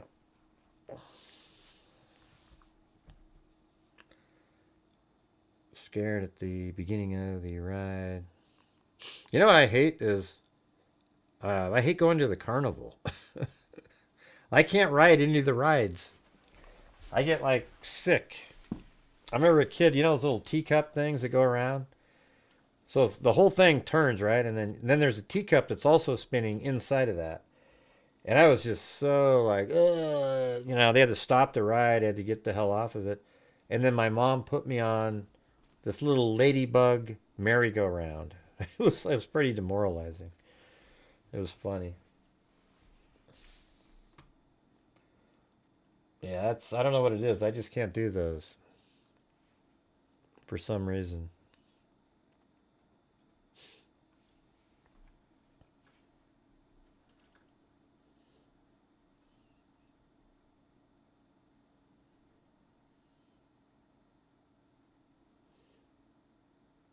Yep. No spinning rides for me. I don't know how people do any of those things. Like those roller coasters that go way up, and especially when you've seen them like disconnect and crash. Like, would you really want to? It just feels like it's not the greatest thing in the world to do at that point.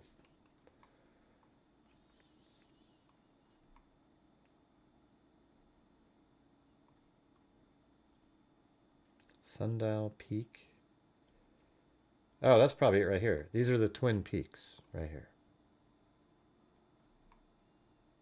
Okay.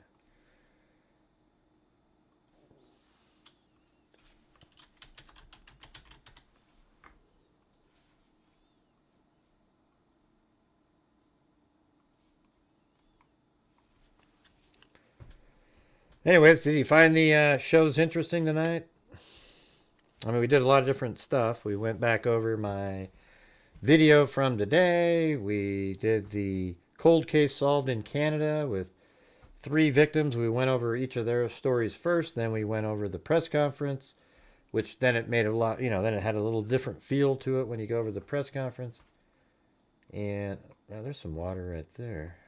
Is that what that was earlier? Let me go. Where's that video again?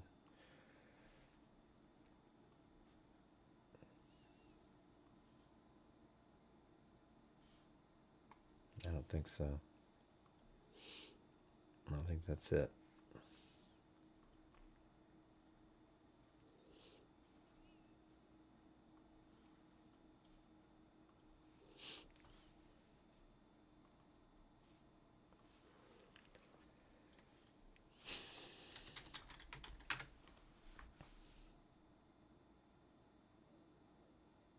I once spent 4 years in San Diego 1 week.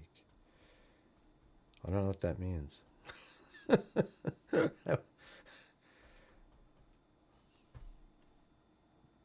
So it seemed like it was 4 years, but it was only a week.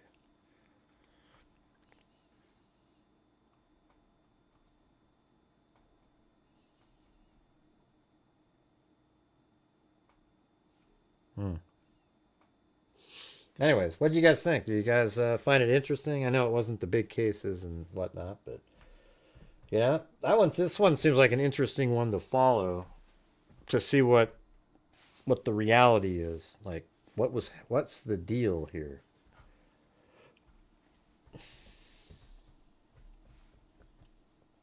Obviously, an idiotic and reckless dad. That definitely, I would say, like, intentionally reckless.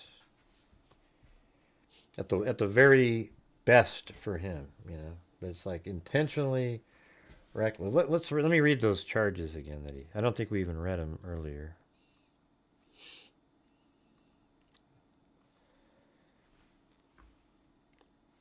Let's see. So we have up here. Now these might make... I think it's better to read these after the fact.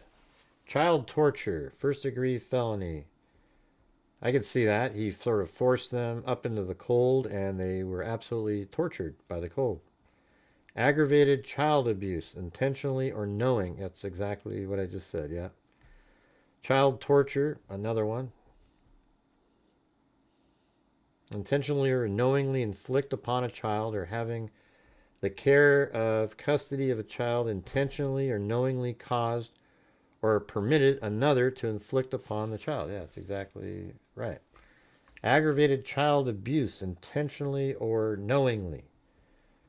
So first-degree felony, and follows that on or about October 11th in Salt Lake County, the defendant did intentionally or knowingly inflict upon a child a serious physical injury. Yeah, so you can't argue with that. So that's why this is different than the hot car deaths that you see out there. That's why when that one case, I always forget the guy's name. He got, what was it? Malice murder, and it was just such garbage. It was ridiculous, and I could have seen him getting something like, child endangerment or something. You know, those are totally different because in those cases, those hot car deaths, the parents are absolutely unaware. I just watched the movie, you guys. It was, I finally sat and watched the movie they made on it, and it's incredible. They actually had this one lady who was a nurse who had absolutely trashed anybody that a hot car death happened to, and she'd always say that she knew all about it, and then yet one day it happened to her. And that's when she knew that she didn't do it intentionally or anything. And whether or not you might consider them, well, who forgets about their kid? Well, they don't, it's not like that though. That's not how it works, you know. And so it's different than this. This is something where the parent intentionally brought them up. And by the way, in the, it's Justin Ross Harris case. In that case, you know, he got put in prison because he was, you know, he was sexting these other girls and stuff, and they were young. So he had to be in prison anyways. But they, I was telling everybody that that case was an absolute ridiculous outcome, and the case was a sham, and it just sucked the way they did it. And the Supreme Court of Arizona overturned the case, exactly what I told everybody, and for the exact same reasons, and they should have overturned it. It was sick. It was absolutely the sickest thing I've ever. What they did, their probable cause hearing was a joke. The detective invented stuff, put it in there that wasn't true, and at trial you could see that was bullshit. What he said, and the judge based his a lot of his decisions on what happened in that preliminary hearing, and it was all bullshit. And it was proven at trial that it was bullshit, and there's just so much garbage in that one. I know. People always say they never understand it until it happens to you. Yeah, they always say the same thing. And you know what I hate is when I try to give examples and people go, well, that's not the same. It's not the same, Gray. You know. And it's like you say it, but you're not thinking. You're just trying to be argumentative. All right. So what I would say is, like, there's been times, and I'm sure everybody's had these moments, and then I don't want this response at the end. Well, that's not a kid, okay? Because that's when you cop out on it. It's the same thing. That's why it's rare. But here's the thing. Let's say you're driving to a... This has happened to me before. See, I used to do more computer programming. I still do, but I used to do a lot more of it. And I went grocery shopping, bought ice cream, bought all kinds of stuff, spent 3 hours, loading up the cart, bought it. And on the way home, I start thinking about my programming. And then I'm like, oh, wow. So if I put that there, and then I get out of my car, and I go inside the house, and I start programming. And then 2 hours later, I go, holy shit. What my groceries? And I go in there, and it's all melted. Everything's screwed in the car. And I have to throw half of it away. And then you think, well, how did you forget about that, Gray? You were just shopping. I mean, why would you forget about it? And then people go, well, it's not a kid, Gray. Of course it's not a kid, but it's the same mechanism, all right? It's exactly the same thing. And it's just that it does happen in any circumstances. You know that these parents that it happens to, it literally, in a lot of the cases, they go into work, they think about their kid, they plan stuff for their kid while they're sitting there, and then at the end of the day, they're like, holy shit, they go out there and then they just collapse and they don't understand how they didn't remember. It's really shitty. And if you guys ever want to take the time, you should go watch that documentary on it. It goes through and explains how it works. It's really weird, but it's that same thing. And I tell you what, I've talked to a lot of guys and they said, oh my God, yes, I forgot my kid once in the back, but I remembered about 30 minutes later, so nothing happened. But you could have been 3 hours and then something bad would have happened. It's just a reality, but people don't want to have a conversation about it because they want to think that they're better and it would never happen to them. Unfortunately, it actually happens to the very same people who say those kind of things. And I hope it never happens to any of you. Most of you probably don't have any kids anymore of that age where you would leave them in there, but It's really, it's horrible for the child, and it's horrible for the parent who has to live with the fact that and it's weird too, because how do you blame them for it? It's like they just, for a moment, they got distracted and their mind didn't take them back. It's just shitty, I think it happens more to people that have really complicated work, that you're using a lot of your brain thinking about stuff, or you have too much other stuff going on and you just,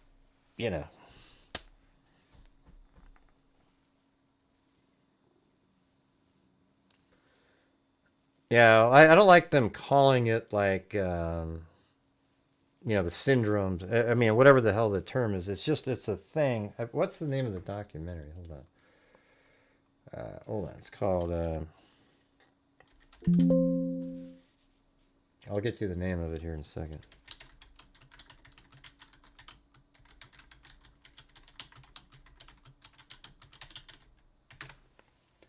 It's called Fatal Distraction. Go check it out. It's inspired by the Pulitzer Prize-winning article in the Washington Post called Fatal Distraction, tells the untold story of the high-profile Georgia murder trial of Justin Ross Harris following the hot car death of his toddler. But it mainly goes into, you can watch it on Amazon, Fatal Distraction. Hey, go check it out. I want to hear what you guys think of it. It's crazy when you watch the nurse, or I think it was a nurse, who was just ridiculing people all the time. The same, how you guys, a lot of you guys are, about, oh man, these guys should be, here's what I say. It's like, I want people punished who intentionally do things.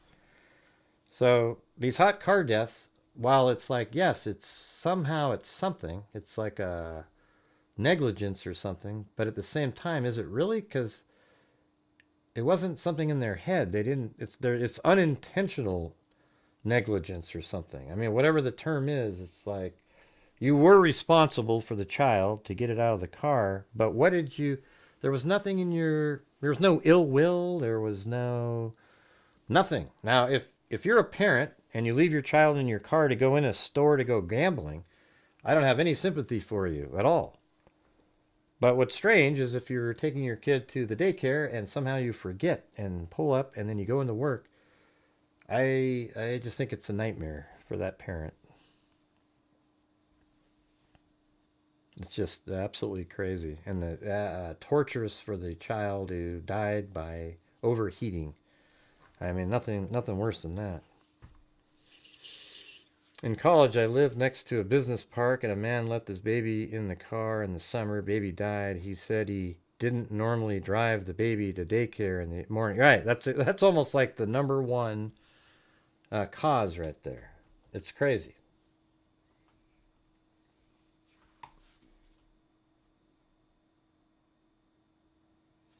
I know it's not, it's hard to imagine it happening to yourself, and part of the show was talking about, see, a lot of times we talk about, hey, put a shoe in the back, do something.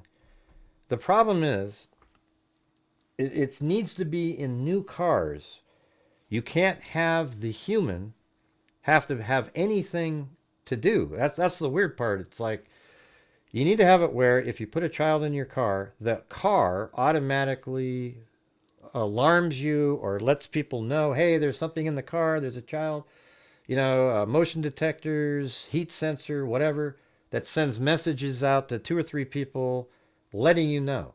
Because if it's something that you have to remember first to do, it's sort of a moot point. Like, okay, whenever I put my kid in the car, I take my shoe off and then I put it over here and, well, you're in a hurry and you get, oh, okay, I'll do it later, next time. And, it has to be something in the car that literally is the warning.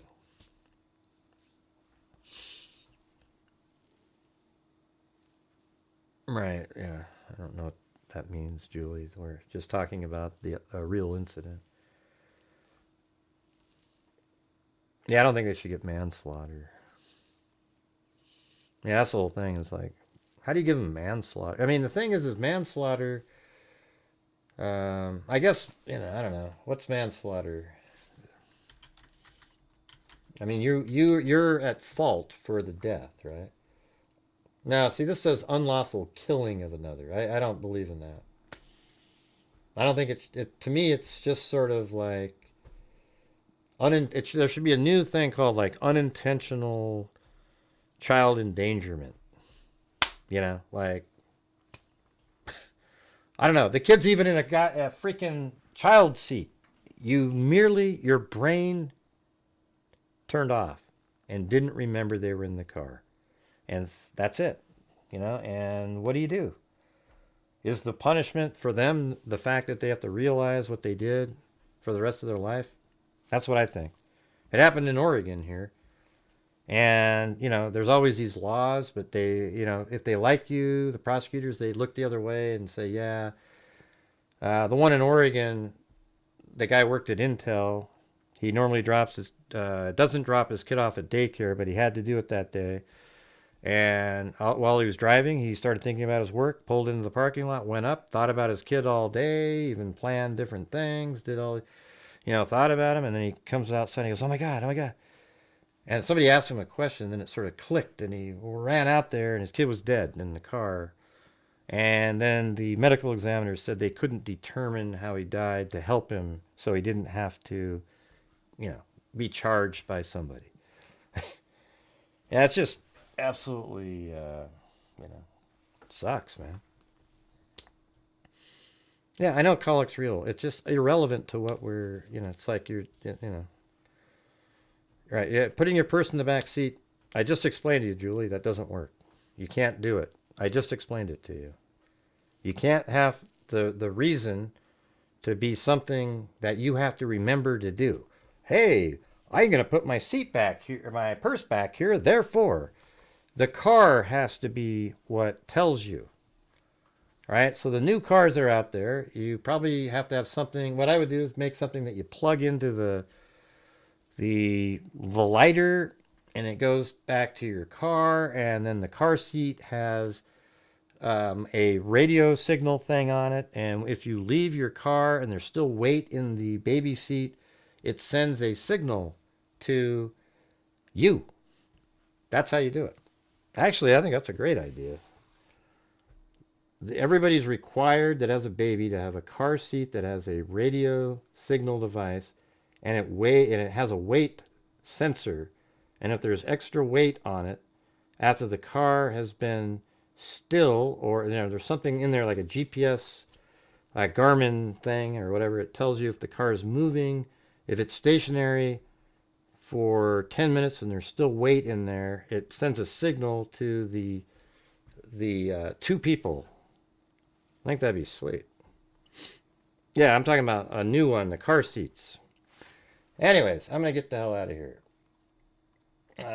Thank you guys very much for being here tonight. Appreciate it. Yeah, you got to have that's about the only way to do it. You have to have it where there's no, I know it sucks, but like you can't have the parent be part of the working of it. It has to be sort of autonomous so that the parent isn't responsible for remembering to do a little thing that does this. So you would think it would be cool if the car seat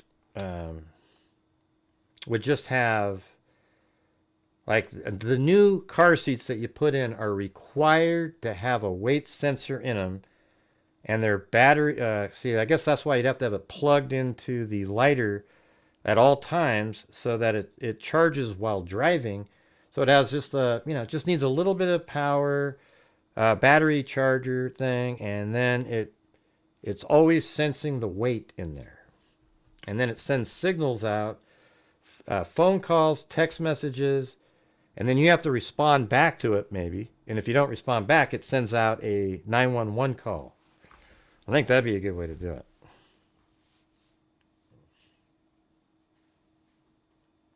Well, you didn't need one, Zozo. Remember, you would never, would never forget. Yeah, you didn't need one. You should have given that car to somebody else. That's pretty cool, though. Yeah, but I'm talking about just the car seats. That's how they should all be sold now. They're required. You cannot buy a car seat without having that happen. And then I think that'll save every... And then anybody that has a car seat that's old, you got to get rid of it. Right. See, that's what I'm saying. Those people didn't forget their kids either. Even the nurse who never forgot her kid once until that one day. And she's one of those people that ridiculed people. You know how you do it when you say how shitty it is? That's what she would do. And then it happened to her. And she didn't understand. She couldn't believe it. Then she realized and felt bad that she ridiculed the other people because she didn't intentionally do anything. All right, so anyways, let's see. Thank you to Richard Watts, and then Timothy Cecil. Then Wild Bill Wassman gifted a membership. Then we had Jeffrey Siddall gifted one, and then Sandy Shirley. Then Tina Humphrey gifted 5 memberships. Then we had Michelle H., and then we had Stephen Connerly gifted one, and then Marty, let's see, I got to say it right. I don't know why I can't remember bar. Marty's Bar and Grill, 5 memberships. And then Jeffrey Siddall, Timothy Cecil gifted one, and then Roger Smith. Then Alley Cake, 65 months. Then we have Roger Smith, then Timothy Cecil, Lisa Valenzuela. Looks like one of those $2 hollers. Aaron Sayers, and then Joe Morton. Then we had Marty's Bar and Grill again, gifted 5. Then Chris O'Connell gifted 5. Then we had Shelly Pink. Then Shadow Aspect, who got that was correct what they were saying. Sounded like a conspiracy, but it was right there in the document. Then Chris O'Connell, Super Chat. Then Cheryl Bullock, the person who's not the cousin of the other person, even though that's kind of an unusual name. Then Val Gal. Then Wormus D gifted 5 memberships. Then Chris O'Connell gifted 1. And then Marty's Bar and Grill gifted 5. Then I gifted 5. Then we had Love Boston. And then we had Marty's Bar and Grill and Chris O'Connell with the matching of I spun dice. And she said she'll give 10 for every response. I got 6, so I could have had 12, but that's okay. We had 6 of those, so she did 60, and then 60, and then I think we had those are both coffees actually, or one of them was a PayPal, and then Lisa Valenzuela did a what was that one? Oh, yeah, it was if I have more than a certain amount of eggs in the refrigerator. We've got like 36 of them. If you really need me to take a picture, I can.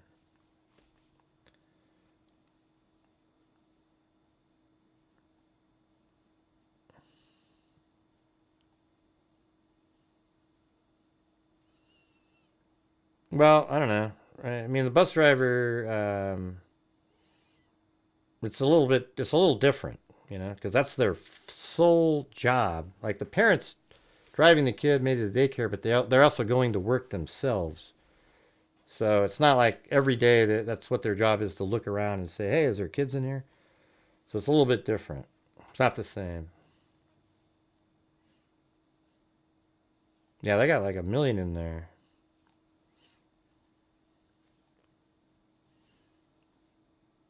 Next time, Gray, you may roll. I may roll 12. I could roll 1 too. That would suck. Yeah. All right, you guys. Thank you very much. We'll see you guys later. Looks like Zozo's got some belly laughs going in. I don't know who's telling the jokes, but there you go. All right. Thanks, everybody. We'll see you guys tomorrow. And as I always say, until next time. Be safe out there. Yeah, I've been doing this true crime thing for quite a while now. And during this whole time, I have not seen one person that is a crime dissector. Flag projector. Thank you, Chris O'Connell. Lie detector. Thank you, Marty's Bar and Grill. On a stretcher. Thank you, everybody else. Projector. Crime sector is my nectar. Professor Gray is gonna give another lecture. Crime collector. Freak connector. And I'm always gonna be a protector. Fool deflector. Interceptor. And I'm meaner than a spectre with a vector on his pector. With all respect, y'all. Just remember I've a temple fucking check ya. I have no agenda. I'm no pretender. And I'll serve it to you straight without the blender. And in the end, I'm gonna send ya on a mission to reveal the true offender. Yeah, so I'll just get right back to work. All right, everybody? Talk to you later. Thank you for watching Gray Hughes Investigates on YouTube, where we use facts, logic, common sense, and reason to figure out cases in the true crime world. We're the most accurate group on YouTube. Thank you very much for watching. And until next time, Jessica Schubach and everybody else, be safe out there.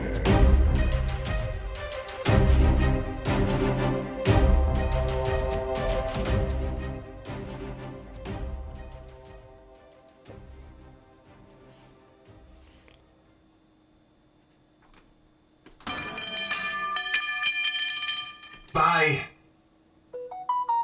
See you around. Thank you. Thank you very much. Thank you very much. Thank you very much. Oh, please. Oh, please. Stop it. Stop it. Stop it. Oh, come on. Please, everybody. Please. Please stop. Okay, not that. No, don't stop right away. I mean, keep going. Okay. Oh, shit. All right. See you guys later. Bye.